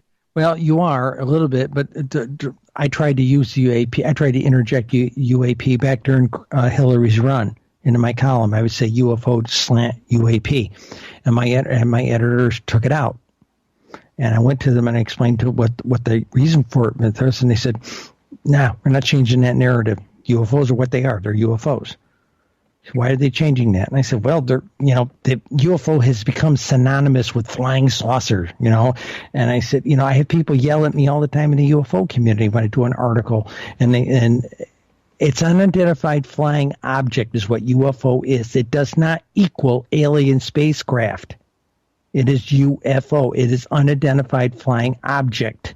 It means the same thing as UAP, but it's become synonymous that if you say UFO, everybody just automatically makes that leap to, alien spacecraft, or the green men. And I can see why they were trying to change that narrative so it wasn't there. But I get scared when I see a narrative change because what else is coming with it? And that's what scares me. And the other thing that I am noticing here, too, is we got about 3.5 minutes before we go to break at the top of the hour. What is your opinion, then, on the fact that we're not allowed to associate aliens with these UFOs anymore? Yeah. The Washington Post came out with their article, hey, people better believe that UFOs are real. Get used to it, But in the actual text of the article, they back away. Well, then we're not saying necessarily that they're extraterrestrials, and Okay, they're alluding maybe other powers on this planet may have made a paradigm shift in technology and are 200 years in the future on us technologically instead of 40 years in the future. There's that issue. Okay, and hell, Lou Alessandra even said that kind of commentary. But there's also, how do you want to say it? There's also this idea that they're trying to get the narrative away from the little green man talk. Can we talk about these strange things in the sky and these strange happenings without little green man talk? Add to that, recently they had that stuff. I don't know if this document's real or not real, that when they're about the Admiral Wilson, right. Papers, Richard Dolan did a significant piece on it. And I read all the material, and if it's genuine, what really bothers me is they said the UFOs are real, but alien abductions aren't. And I'm sorry, I've talked to probably upwards of well over 100 experiencers, abductees, whatever you want to call it, and it's quite real. And I know families that have been touched for 4 generations, and this job as a journalist has been very eye-opening for me. So I don't know what to say. I really don't. I think somebody's trying to change the narrative. But remember that thing in the Pentagon? I wrote a story about this. There's a wing of the Pentagon that wants to say these are demons, like right out of the Bible, and we don't want the evil prince of the air to come down here, and we don't want to have anything to do with them, and that's what their flavor is. And I got that right from Nick Pope. Or space pirates, according to Senator Ted Cruz. And space pirates. Now, a lot of people with the Space Force thing, I wrote a really positive article on Space Force, and I said, hey, Space Force we've got a lot of commercial real estate up there and communication satellites and geo satellites and that kind of thing. And all it takes is a rogue nation, a rogue actor like Korea with their missiles and their nuclear weapons to put something up there high enough that a nuclear blast in space would take out a lot of our satellites, and we'd be in the 1960s in about 20 minutes. It's kind of scary. Scary. We can talk about Space Force when we come back. Well, and we got about 45 seconds here, but it always makes me laugh because you say there's the government issued people there who have everything as demons, the religious side. We have Tom DeLonge's side who wants to nuke everything up in space to protect mankind. And then you have Dr. Stephen Greer, whose government sources are telling them that the aliens are the good guys. We got to listen to them in order to save this planet. It is quite the contradiction happening all out of Washington, D.C., 3 different paths. The media isn't interested in actually investigating these stories and being their job title, which is actually using journalism to ask the proper questions. Thank you. It is a melting pot of dysfunction in the mainstream. I think that's the only way to put it. And I'm sure you will agree, and we'll talk about that as Cheryl Costa will be back with us in hour number 3 as we talk everything UFOs, media, To the Stars Academy, and wherever else we just kind of end up. I don't know where we're going. I really don't, but that's the fun of this show sometimes. And I hope you're having fun too, Cheryl. Oh, I'm having a great time. I love it. Love it. Cheryl Costa coming up in hour 3 as well. We'll be back with more Spaced Out Radio after this.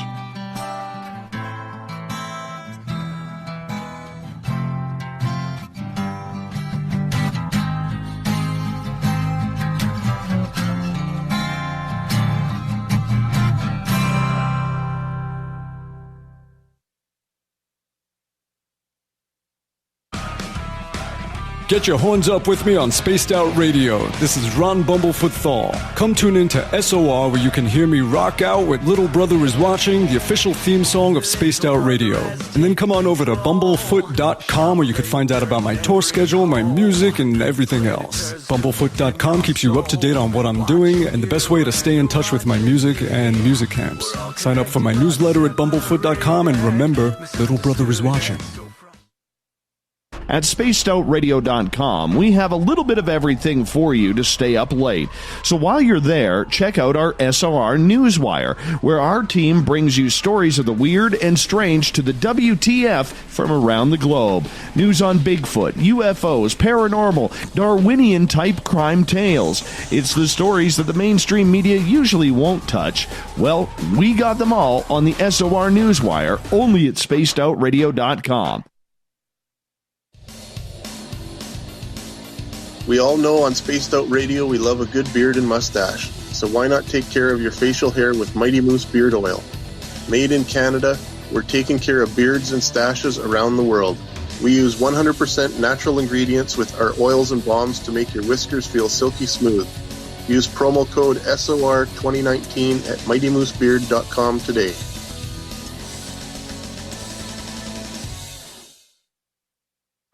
Come hang out with Spaced Out Radio, where we own the night. This is Carl. You can follow Dave on Twitter at Spaced Out Radio, and during the show, use the hashtag Spaced Out Radio to chat with us live.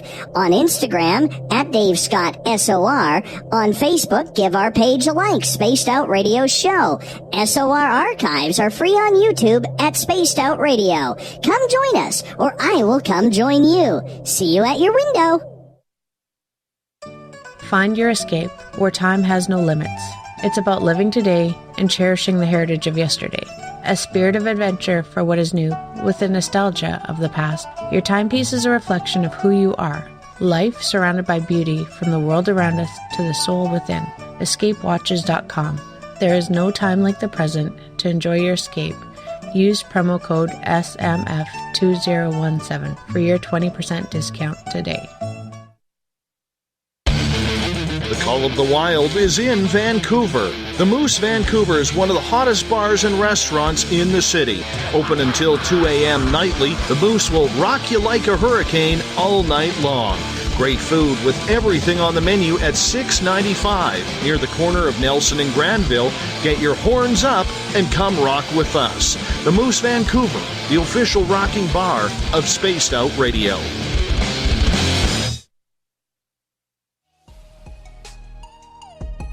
Canada's largest UFO conference is ready to roll in Toronto this September 21st and 22nd at the Alien Cosmic Expo.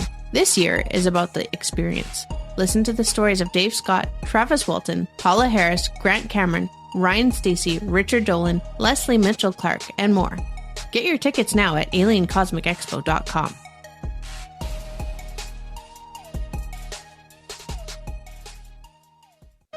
Hey fans, it's Dave Scott.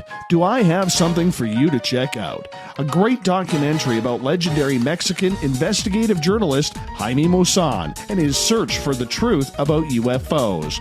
Beyond the Spectrum, Maussan's UFO files can be found on Amazon Prime. It's free to watch if you're a member. You might even hear me in it. So check out Beyond the Spectrum, only on Amazon Prime. Visit purpleplates.com today. For over 40 years, the Purple Energy Plates have been delivering amazing results for their many customers. Inspired by the great genius Nikola Tesla, the harmony, healing, and energetic effects of the plates have proven over and over to be beneficial and often miraculous to thousands of customers. Check their site for daily specials and choose from their many energy products. You won't be sorry. Visit them today at purpleplates.com. So, you love talk radio? Then you'll love TalkStreamLive.com. TalkStream Live is always on, 24/7, with the best streaming talk shows. Find your favorite talkers and discover some new ones. It's free, readily available online or on mobile with any smartphone or tablet. Finding your favorite talk shows all in one place has gotten a whole lot easier. Just go to TalkStreamLive.com. Be sure to download the free apps from Google Play or the iTunes App Store. Are you having encounters with the paranormal, supernatural, or ufological that you cannot explain? Look no further than the SOR Sightlines Report, brought to you by the Experiencers Support Association. This is Ryan Stacey, head of the Research Association, TESA. Soon on the Spaced Out Radio website, you'll be able to file your reports and have them researched for you. We are independent and ready to help Spaced Out Radio listeners today.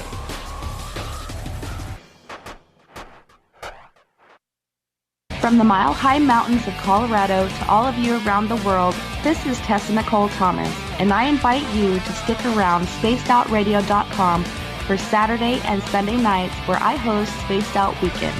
Let me take you on a wild ride of weird and strange topics, from ghosts and ETs to remote viewing, psychic phenomena, and so much more. We get going at 9 p.m. Pacific, midnight Eastern Time on Spaced Out Weekend, where we own the night. On the first Tuesday of every month, I encourage you to come along for a journey with me, Geraldine Orozco, on The Spiritual You. Together, we will take a look at how to access the highest expression of yourself and change your life. Consciousness, ET contact, health, and wellness, we can talk about it all. So come along for a spiritual ride with me, Geraldine Orozco, on The Spiritual You, only on Spaced Out Radio. The freedom to post what you want, when you want. That's the social media freedom you need. Social Media Freedom is the free app in your app store. No need to worry about going to jail or being shadow banned any longer. It's the freedom to say what you feel. The freedom to know Big Brother isn't watching. It's the way social media is supposed to be. Social Media Freedom. It's time to set yourself free. Download from your app store today. We are getting ready to relaunch the SOR Space Travelers Club at spacedoutradio.com. For $5 a month, you can join us for a plethora of features found nowhere else. Hang out in a private chat room during the show and after party. You can check out some exclusive content and a store specifically for you, as well as a private listener forum where you can post your thoughts, stories, and pictures. The SOR Space Travelers Club, coming soon to spacedoutradio.com. Come get spooked at the 4th Annual Forest Moon Paracon in Cedar-Woolley, Washington, Saturday, September 28th. UFOs, ghosts, aliens, Bigfoot. Speakers include Mike Morin and Jason Jordan, R. Keith Andrews, and Dave Scott from Spaced Out Radio, and so much more. There will be workshops and a VIP roundtable. Get early bird tickets now at fmparacon.com.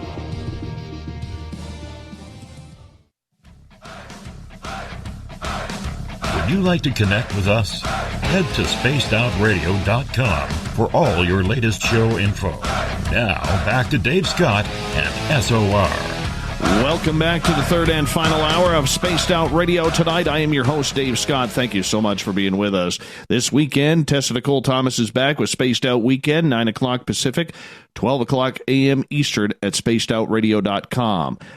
On our terrestrial affiliates, we're proud to broadcast on KDNF AM 1560 in Dangerfield, Texas. In Noonan, Georgia, WQEE 99.1 FM, UPRN 107.7 FM in New Orleans. In Reedsport, Oregon, KDUN AM 1030 and KZFX 93.7 FM in Ridgecrest, California. On the digital side, we are proud to broadcast on Kingdom of Nye Radio and Revolution Radio. Thank you so much for enjoying your evenings with us. And don't forget, you can check out all of our archives at youtube.com/Spaced Out Radio. Just do me the favor, hit that subscribe button.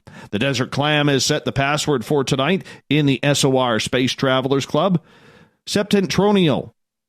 Septentronio is your password. Make sure you use it wisely, Space Travelers, as the Clam sets a password each and every night right here on Spaced Out Radio. Our website is spacedoutradio.com, where the Gavinator will have a new few features coming up very, very soon, so stay tuned for that. You can read up on Captain Shirk's SOR Newswire, listen to the show live as well. More coming very, very soon.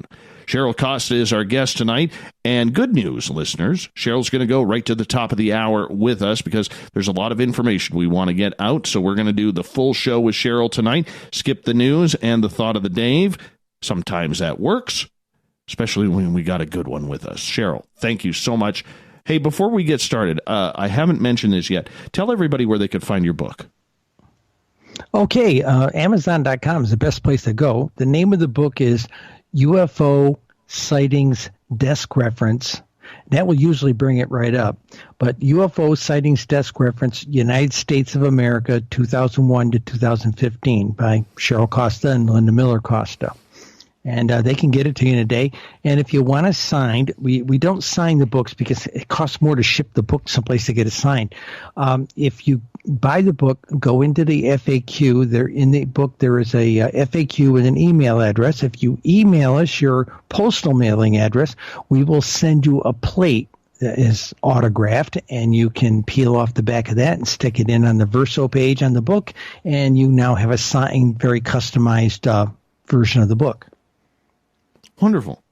Wonderful. Right before the break, I had mentioned that, we got a trifecta of different information coming out. There's those in Washington, D.C. who believe that all aliens are demons. There's the Stephen Greer group who says all aliens are of peace, love, and light. Then there's Tom DeLonge who just wants to nuke anything that is not human. Where do you stand on this? Okay, first thing on the idea of nuking everything that isn't human. I'm of the belief that the aliens we had contact with probably back in the 50s told Eisenhower, hey, get rid of your nukes, we'll give you stuff. And they were coming out of World War II, were paranoid and said, no. And so what we had? We had an arms race. Okay, and I think we got together with the Russians, who used to be our allies and still probably are in a way, and all the rhetoric of the Cold War was just that rhetoric, and the idea was if the aliens come here, we'll nuke ourselves morbid, and that was my opinion of it.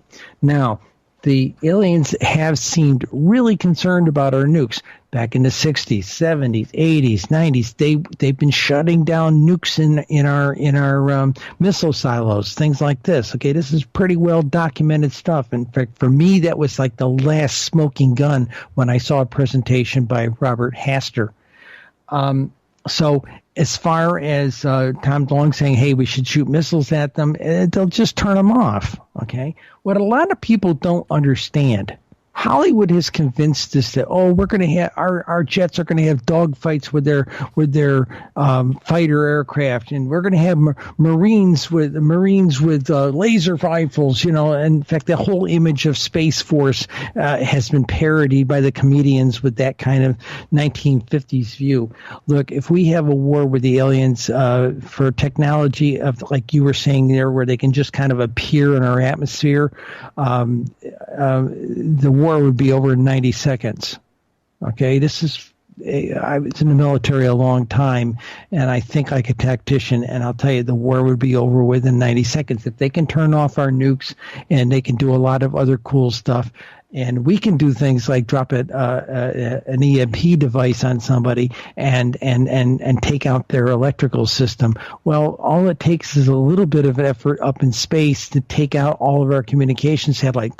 There goes the internet, there goes pagers, there goes cell phones, there goes just about everything, and we're suddenly going to be back in the 1960s. And people don't understand that. They think the reason for Space Force, the whole idea behind Space Force, it was already kind of there in the Air Force. Army had the Army Air Corps during World War II, and in 1948 they broke it off into the Army and then the Air Force. Okay, the Air Force has been picking up so much of an extra load, mission burden to deal with space assets. So some congressmen got together, this is long before Trump got involved with it, got together and suggested, why don't we split the missions off and form a fifth or sixth branch of the service to deal with just the spaceborne stuff. Now, why would we do this? We would do this because the same reason we established the Navy back in 1785 or 95, whatever it was. Because we had commercial mercantile assets. Pirates were capturing our merchant ships and passenger ships and holding people for ransom, things like this. It's the same sort of thing. We've got a lot of commercial assets up there in the form of satellites and that sort of thing, and we need to protect it. And there's a mission statement that Air Force wants to just do aeronautical stuff, and the Space Force wants to deal with just the space stuff. So that's what the reason is. I hear a lot of people saying, oh, it's a waste of money. They're not making something new. It's already being done. It just needs to be given a separate budget and a separate chain of command and all that sort of thing. So that's the whole thing with the nukes and that kind of thing. As far as people running around in the Pentagon talking about demons, I'm sorry. I have my beliefs, and I don't think I should be imposing my beliefs in the course of my job. Okay, I mean, the aspects of integrity and being a good person, all that kind of stuff. Yes, absolutely. But be a good citizen. But and if your faith encourages that, so much the better. But from the idea of saying, "Oh, there's demons up there. We're scared of the demons," there's people down in North Carolina that look at a person like me, and I'm a transsexual woman, and say that's a demon. I've had that kind of talk. I've had people use that kind of language towards me. Okay, hey, I'm a card-carrying witch. I'm a priestess of Isis. Have been for 40 years. Okay, there are people who would call me a demon just for being that. Okay, these people who are running this stuff and calling the aliens demons, they don't. I wrote an article about that, and the article, it was like one in the last 10 articles I wrote. It was called "Love Thy Celestial Neighbor as Thyself," because God told us, and Jesus told us, "Love thy God as thyself, and love your neighbor as yourself." Well, E.T. is our neighbor as well. There's a big universe out there, and the Christian church teaches that God's house has many places, many apartments in it, or whatever you want to call it. Well, I think those apartments are other worlds, and I really think people need to get their act together and start treating all living beings with some respect, and that's coming from the person who used to be a Buddhist nun. Okay, so that's the demons issue. Get the freaking theology out of your Defense Department job. Okay, that's my attitude on it. Get your theology. You've got a dereliction of duty. There's that whole. Alessandro told me there was this like middle level of management who would not communicate it up the chain. People back when the missiles were being shut down in missile silos back in the 60s and 70s, they tried to communicate it back up to higher command. This was our nuclear arsenal, and higher command said, "We don't want to know about it." That's a quote in a couple of documents that I saw. Okay, we don't want to know about it. So there's this dereliction. It's what we called in the military a dereliction of duty. Not to act on this thing. Cheryl, you know U.S. media a lot and law a little bit better than I do, being up here in Canada. I'm curious, with the U.S. Navy videos of the Tic Tac, Gimbal, and Go Fast, how the heck is TTSA allowed to use those when they're not their videos, they're property of the United States Navy? Oh, okay. When you see the videos, the To the Stars Academy's logo is on them. Okay, well, there is a declassification process, okay? And the videos we have been shown through TTSA have been thoroughly scrutinized and cut down and slightly modified to make it non-classified. Okay, it's gone through a thorough process. Lou Alessandro and I talked about that process. I used to be involved in a process like that, and him and I had a long talk about that. Okay, it's been thoroughly sanitized. Now, what the senators and congressmen, when they get a briefing, they're getting the classified versions of those videos. They're seeing stuff we're not seeing on TV. Okay, so I'm hearing some pretty scary stuff. So, hey, okay. Now, as far as the aliens being or interdimensionals or whatever the heck they are, the off-worlders, I call them off-worlders, being nice people. Every experiencer I've ever talked to said they were nice people. They were nice folks. Okay. Talked to Dr. Greer. He feels the same way. Okay. So I'm willing to give them the benefit of the doubt. Now, I'll tell you what my first experiencer event was like. Because I was press, they wouldn't let me go to it. People with press credentials couldn't go to this event at the International UFO Congress. So second year I was there, I went to the lady who ran it. She's a psychologist, and she acted as a moderator. And I asked her, I said, I want to learn. Okay, I won't out anybody. I won't write around about anybody's experience or out anybody. I'll just leave my press pass upstairs. I just want to come in and learn. Now, I had believed what I saw on the upper cable channels, some of these documentaries and everything. Oh, they got probed. Oh, they came and took my eggs, all this kind of stuff, right? And I kind of believed all that it was a very, very bad experience. And then I get in there. I go to this 7 o'clock in the morning at the International UFO Congress. It's think of it like a 7 o'clock in the morning AA meeting for experiencers. Okay. And I went there expecting to see 25 or 30 people crying in their coffee. They got probed. That was what I was expecting to see. And my spouse went with me.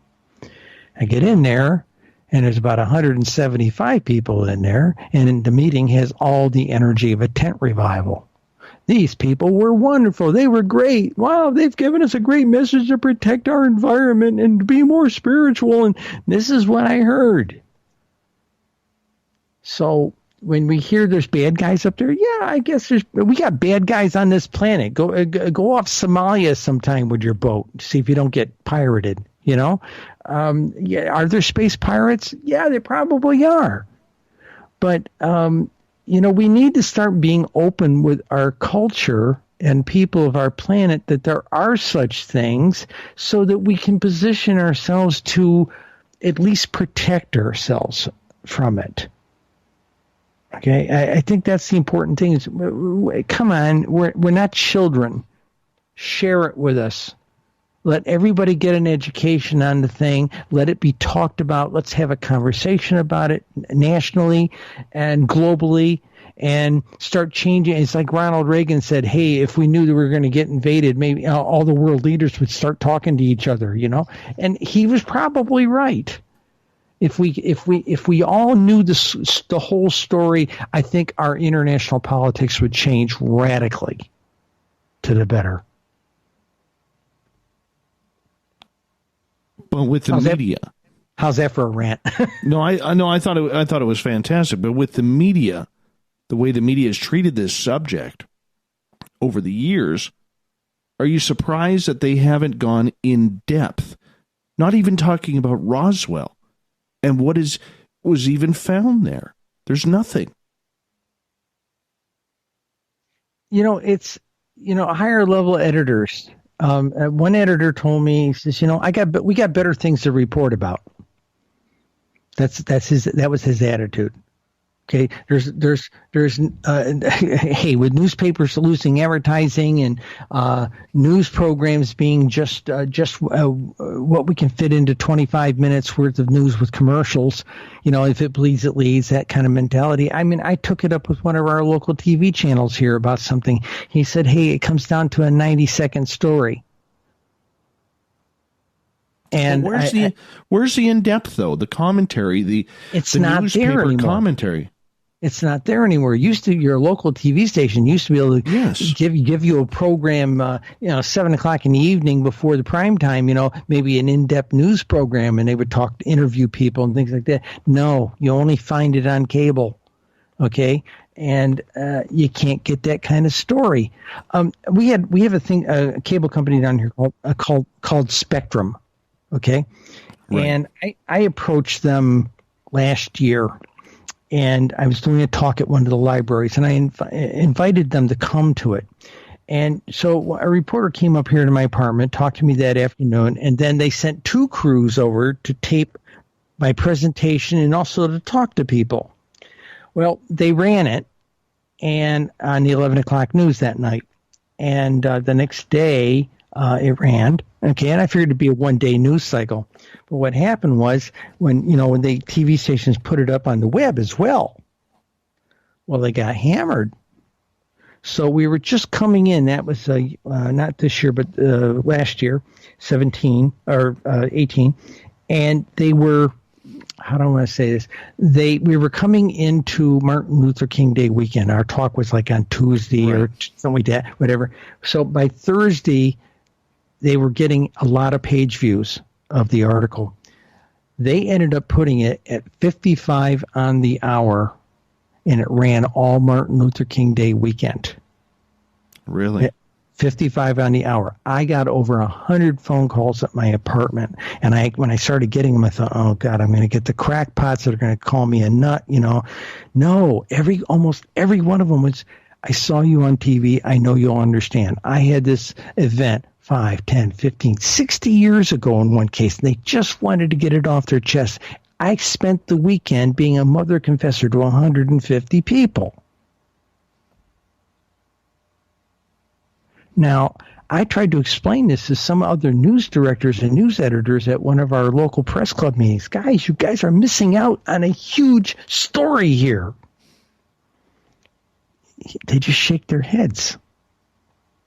I don't know what's wrong with them.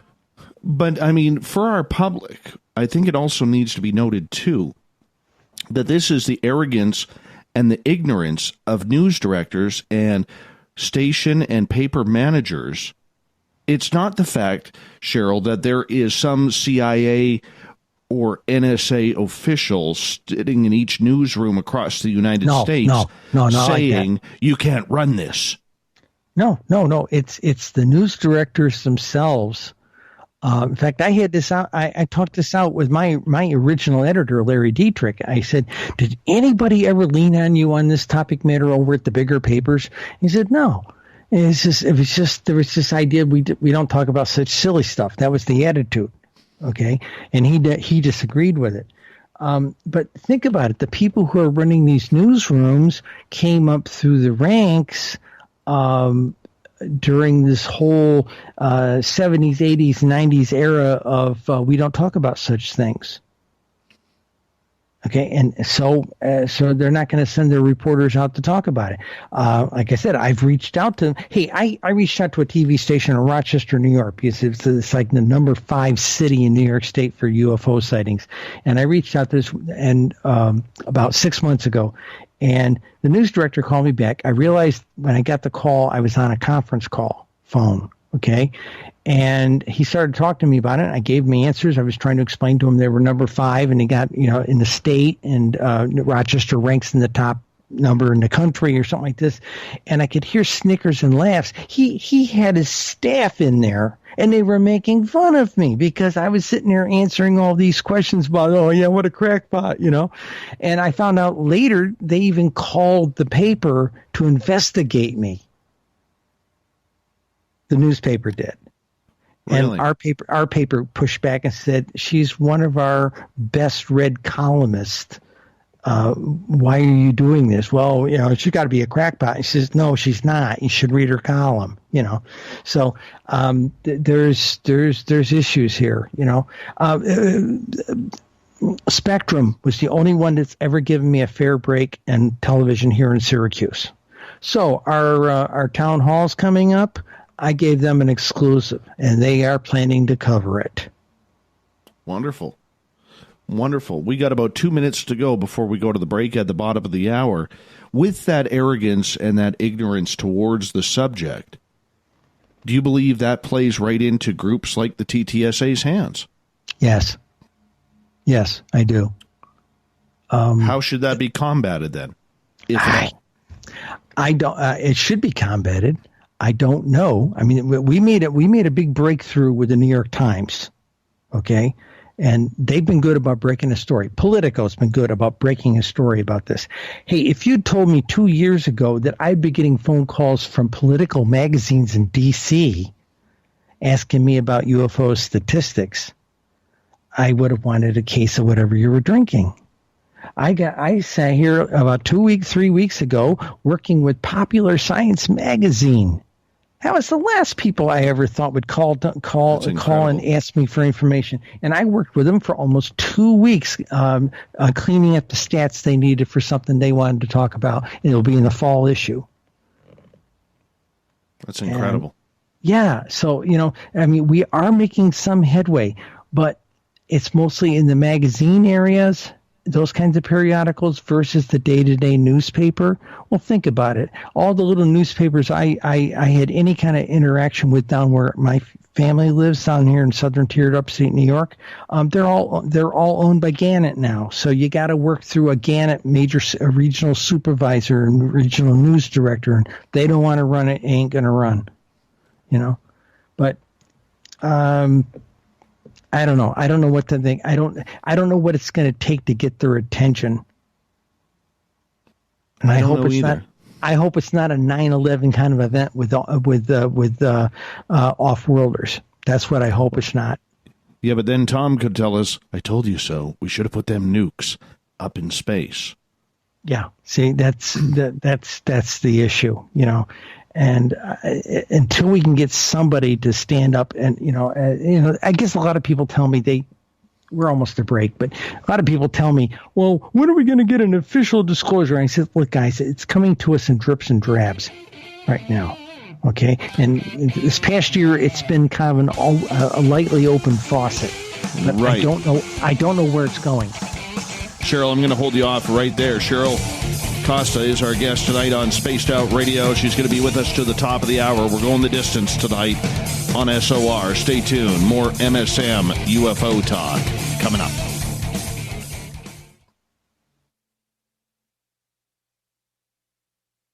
Coming soon to our website, spacedoutradio.com, is the SOR Space Travelers Club. For just $5 a month, you can get into a private area on our site where you can hang with other listeners in our chat room, post in our forum, and check out a bunch of exclusive content and store that won't be found anywhere else, including a nightly after-show party with Dave. It's going to be the best $5 a month you're going to spend. The SOR Space Travelers, only at spacedoutradio.com. Are you having encounters with the paranormal, supernatural, or ufological that you cannot explain? Look no further than the SOR Sightlines Report, brought to you by the Experiencers Support Association. This is Ryan Stacy, head of the Research Association, TESA. Soon on the Spaced Out Radio website, you'll be able to file your reports and have them researched for you. We are independent and ready to help Spaced Out Radio listeners today. Hello, this is your guitar man, Ron Bumblefoot THAL, and I have to tell you, I love the response I get for Little Brother is Watching from Spaced Out Radio fans. It's amazing how music can inspire and make people think deeper about what's going on in the supernatural world. You can head over to my website, bumblefoot.com, to check out my music, my guitar workshops, my touring, even check out some of the hot sauces that I'm working on. And make sure you keep on listening, because with Spaced Out Radio, you know Little Brother is watching. Hey, Spaced Out Radio listeners, it's Dave Scott. I want you to check out a great documentary I'm involved in called Beyond the Spectrum, Mosson's UFO Files. Directed by Darcy Weir, the film follows Jaime Mosson's journey for mainstream journalistic truth in ufology in Mexico. Beyond the Spectrum can be found on Amazon Prime. If you're a member, watch it free. It's worth the watch.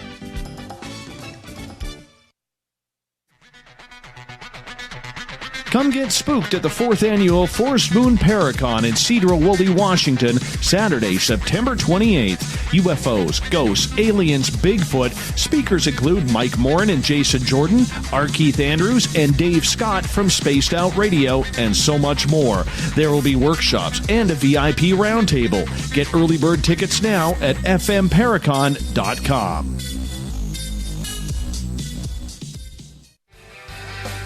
From the heartlands of Canada to beards around the world, we know how to take care of you. Fill your follicles with the Mighty Moose Beard Oil. All our oils and balms are handmade and 100% natural ingredients because we care about your beard. And hey, use the promo code SOR2019 and get your Mighty Moose Beard Oil today. You can check us out on our website, mightymoosebeard.com.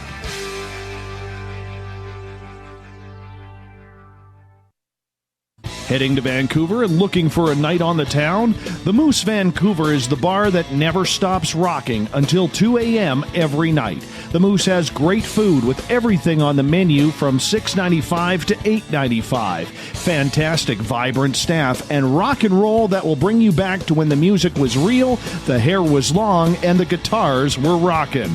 Get your party on at the Moose Vancouver, the official party bar of Spaced Out Radio. A timepiece is a reflection of who you are, and what better way to show off the real you than with an Escape watch? Escape is a lifestyle brand accessorizing your days and nights. Choose to escape and create the life of discovery that you deserve. Dream, play, unite with your own personalized Escape watch. Head to escapewatches.com. There is no time like the present to enjoy your escape. Use promo code SMF2017 for your 20% discount today. Coming up this September 21st and 22nd, all UFO eyes will be focused on Toronto for the 4th Annual Alien Cosmic Expo.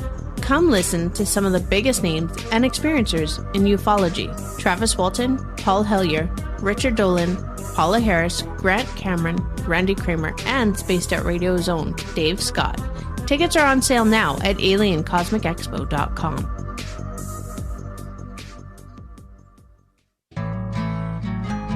Looking for a place to advertise at a very reasonable cost? Look no further than Spaced Out Radio. SpacedOutRadio.com has an advertising tab that you can click to check out our daily, weekly, and monthly packages to play on the radio, or our website including social media. From commercial spots to banners, we have it all. Check out our competitive pricing today. Every night on Spaced Out Radio, we have places for you to hang out. Hi, this is Carl. Join our SOR Space Travelers group on Facebook for live chat. On Twitter, using hashtag Spaced Out Radio, you can also join us in our Spreaker chat room. Check us out on Instagram at Dave Scott SOR.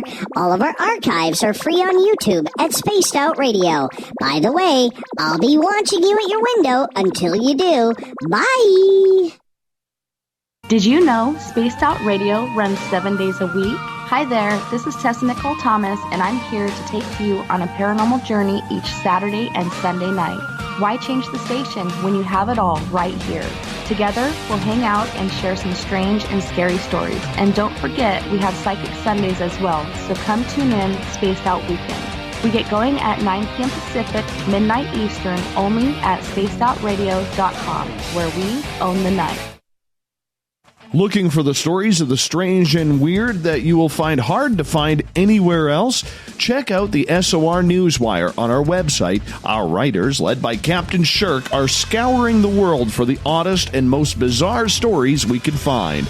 Everything from weird crime to suspenseful and paranormal. We're working hard for you to bring you the most intriguing news of your day. Check out the SOR Newswire at spacedoutradio.com today. Are you intrigued by Paranormal Talk Radio? You'll love the new Paranormal Radio app from TalkStream Live. You'll find a great selection of talk shows covering UFOs, ghosts, strange phenomena, and much more. Download the Paranormal Radio app now and start listening to the very best in paranormal talk entertainment, including the network you're listening to right now, the Paranormal Radio app, free in Google Play and the iOS App Store.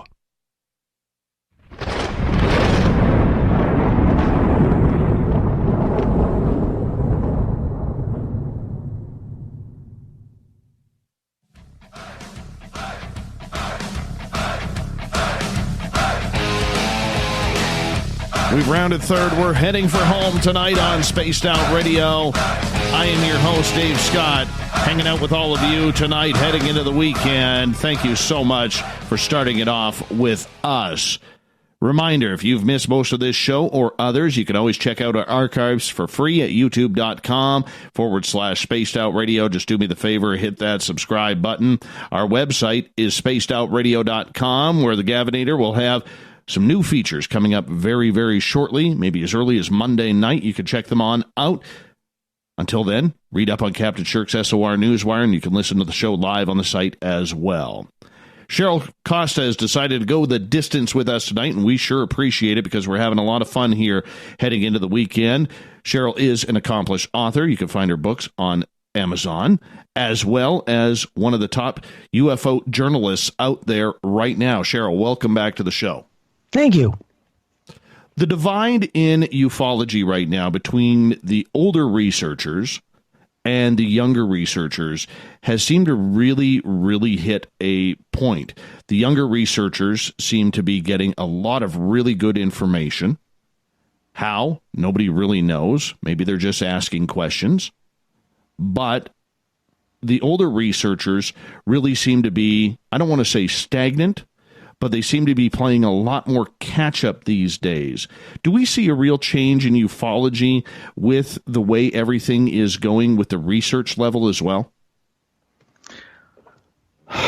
Yes and no.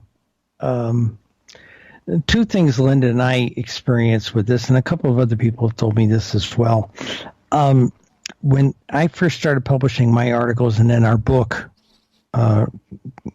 basically 2 years later, I had a lot of people come to me on Facebook and say, "Who the hell are you ladies? You just fell out of the sky," And there were people saying, "Well, they're just trying to position themselves as national experts."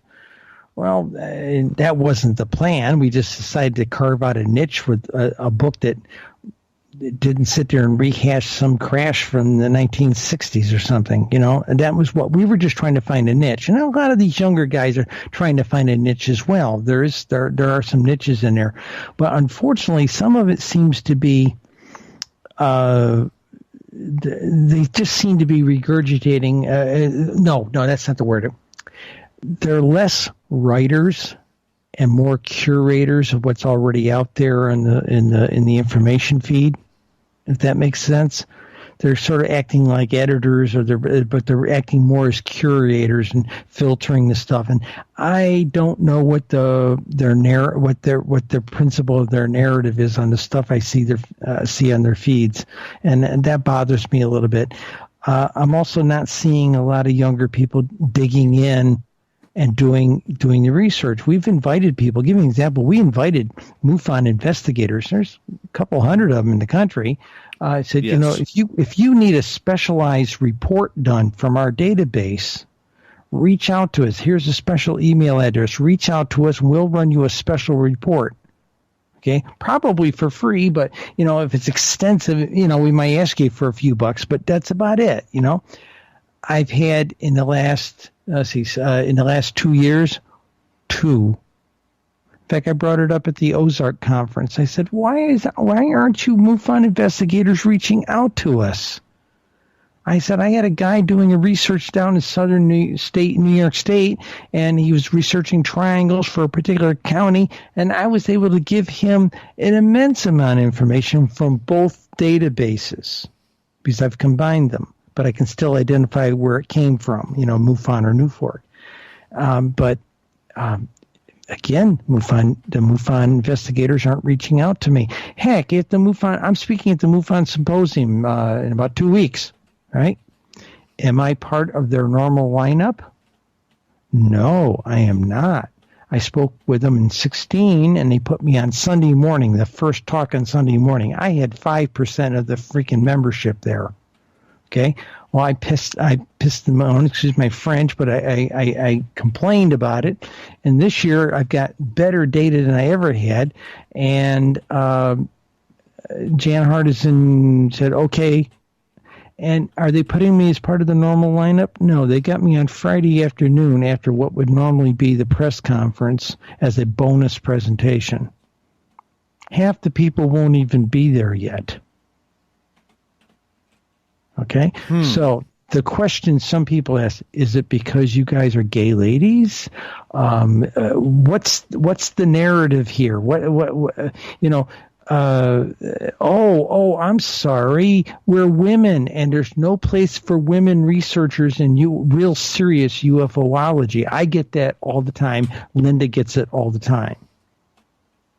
Okay, so some of these younger guys, the millennials, they're coming in, and these old farts are saying, "Oh, we don't need those kids in here doing that stuff. They don't know anything." And like when I first started doing, I get, you wouldn't believe how many pieces of email I got. I've been doing this for 30 years, and how dare you come in here and start talking statistics? I said, "Have you published?" "Well, no, I don't believe in publishing it." I'm sorry, I'm trying to do some academic research here. That's the attitude we dealt with. Linda and I were talking about this at supper tonight. We're both about 2 minutes from walking away from this whole thing. A lot of people are. Yeah, and I think maybe that's some of the narrative too. Maybe they're just trying to drive all the real sane people out of it. I've wondered about that for a long time. It makes me wonder in regards to that too, because here's the thing I notice with these younger guys and ladies. I notice with them, they're more aggressive in looking for their research, which I think is great. Okay. But I can see where they got a little bit of a chip on their shoulder, because that older generation of researcher, author, whomever it may be, really didn't give time to the younger crowd. It's kind of like, what are you wasting my time for? Shoo, fly, shoo. Yeah. Okay. And now these young guys and girls have to go and make their own mark on it.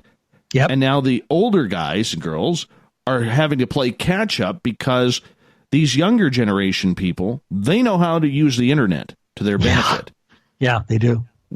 And I think that's where there's a lot of tension in between the two, is that lack of disrespect.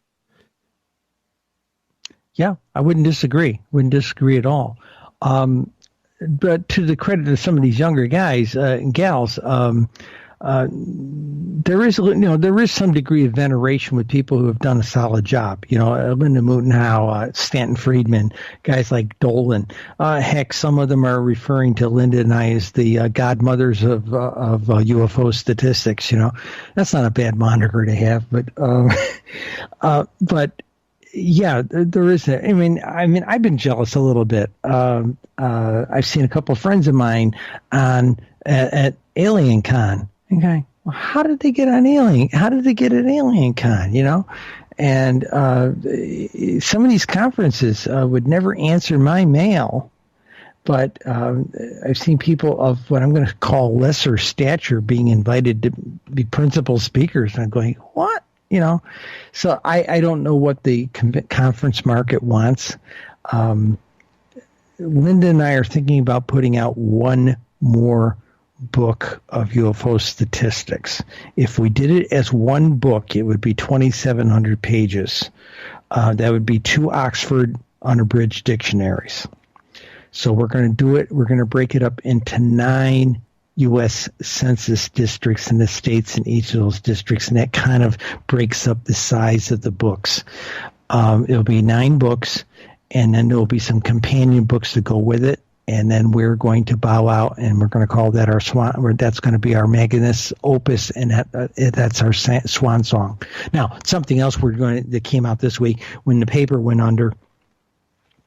I was allowed to go into the server and recover probably 85% of my articles. We had a server crash, actually probably close to 90% of the articles. We had a server crash the first 6 months I was there, and the articles that were part of that were lost in that server crash. But over the weekend, I managed to recover over 335 articles of the probably 260 articles that I did. So we're going to publish them in a compilation.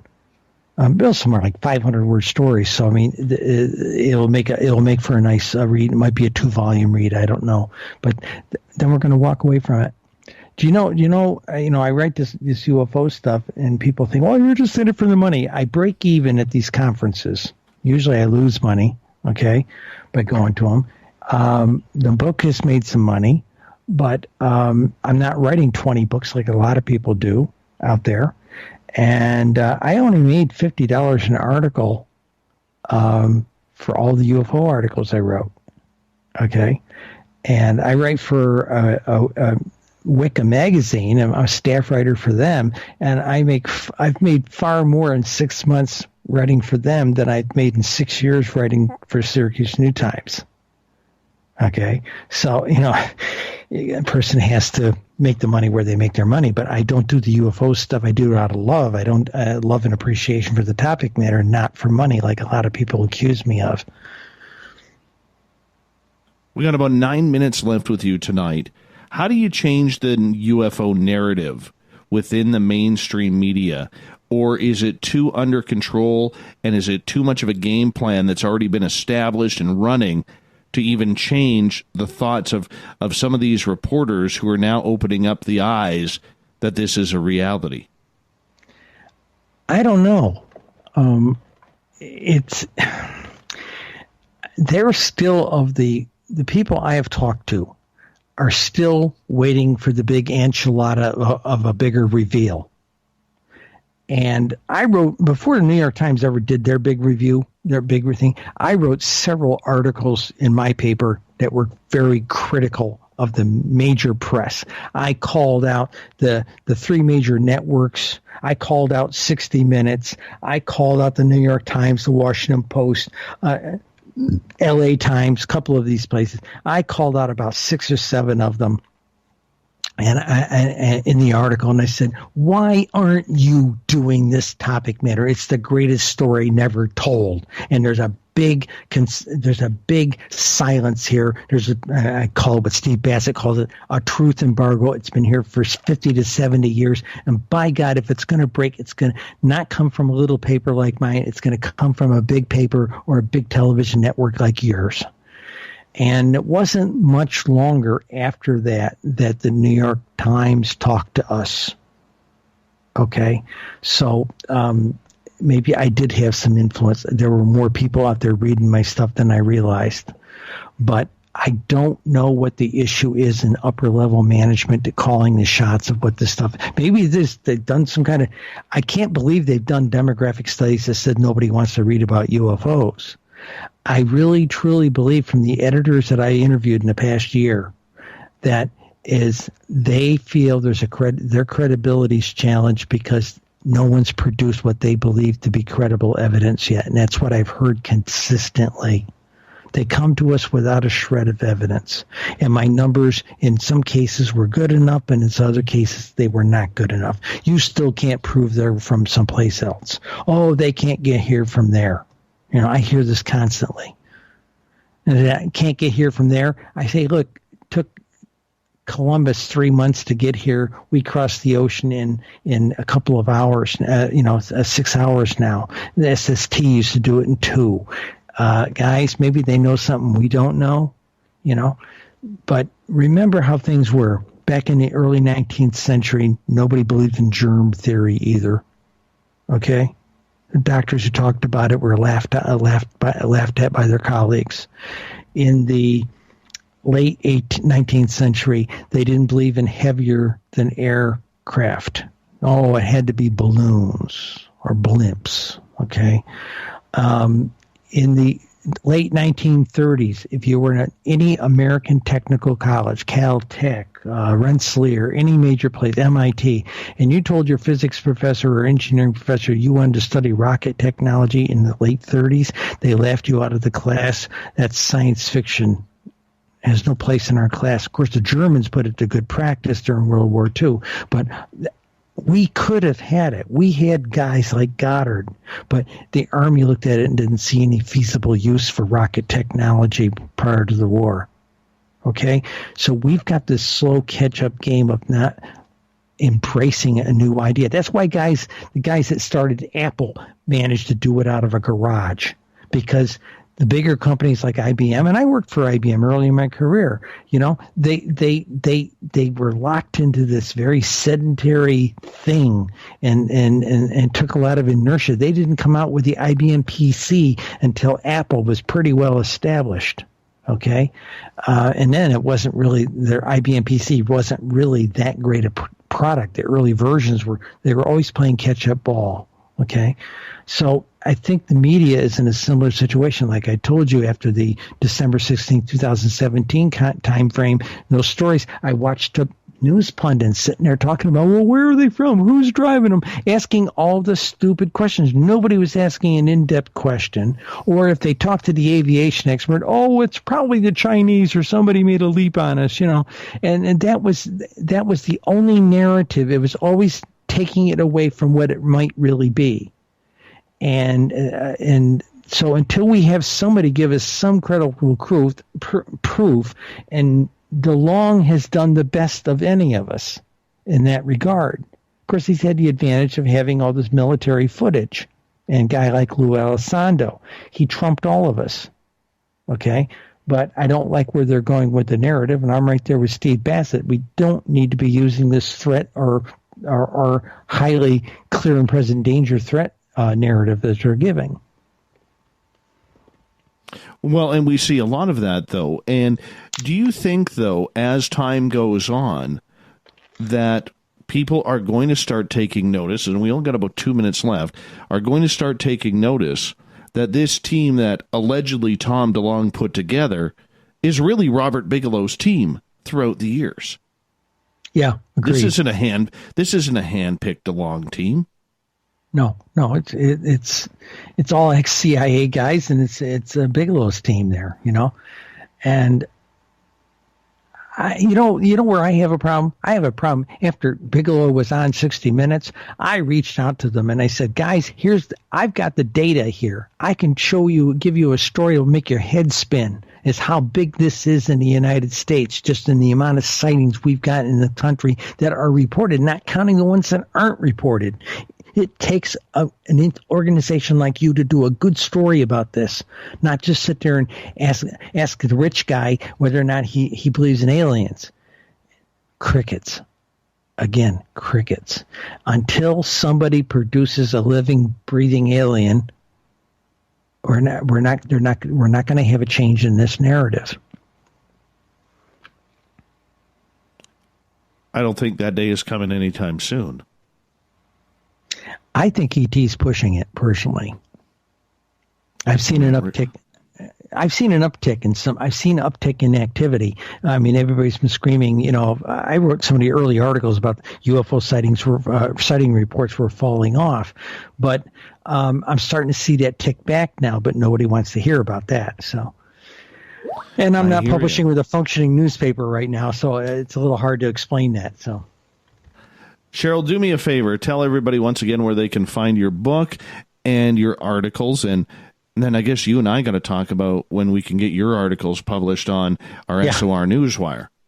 Okay. The UFO book you can get by going to Amazon. It's called UFO Sightings Desk Reference, United States of America, 2001 to 2015.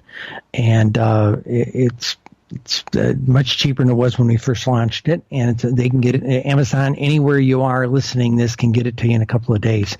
And like I said, if you want a signed version, go in the book in the FAQ. We can send you a plate. All you got to do is give us a mailing address, and we'll send you a plate for free. We'll pay for the postage. That's nice. And if you're interested in me from another standpoint, if you want to go to the Syracuse New Times, all one word.com, navigate across the top. There's an opinion column thing. You click on, you hover over that, and there's a drop down. You'll see New York Skies, Cheryl Costa. It might say UFO column. Click on that, and you can get in and look at some of the articles.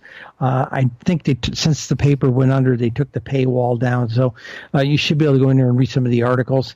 If not, Linda and I are going to publish all the stories sometime over the next year. We're going to publish all of the stories that we published over the last 6 years. It's an interesting read. If you're interested in the fact that I'm a published playwright, if you go to CherylCosta.com, Cheryl spelled with a C, Costa with a C, all one word, CherylCosta.com, you can read up to 30 of my one-act plays, and most of them have been produced domestically and internationally. Appreciate it. Cheryl, thank you so much for coming on Spaced Out Radio tonight. Fantastic to get to meet you. I'm going to get you to hold on for a second while I start to wrap this thing up. Coming up this weekend, we're going to be having replays from Tessa Nicole Thomas on Spaced Out Weekend. She is on holidays, but the chat rooms will be open. You guys can tune on in. We'll pick the best for you to listen on in. We got Mr. Ron Bumblefoot THAL rocking in the background with Little Brother is Watching. Bumblefoot is the official music of Spaced Out Radio, rocking us in and out of every single show. Get your horns up for the guitar god himself. Special thanks to everybody this week listening in at home, in your cars, at work, in our chat rooms, and the SOR Space Travelers on Facebook, Spreaker, Rev Radio, Twitter at hashtag Spaced Out Radio. Wherever you may be, remember this show is copyright by Spaced Out Radio and SOR Media Ventures Limited. Thank you for sharing your week with us, because together, my friends, say it with me, we own the night. I will talk to you on Monday. Mr. Bumblefoot, we need a favor. We need you to take us home.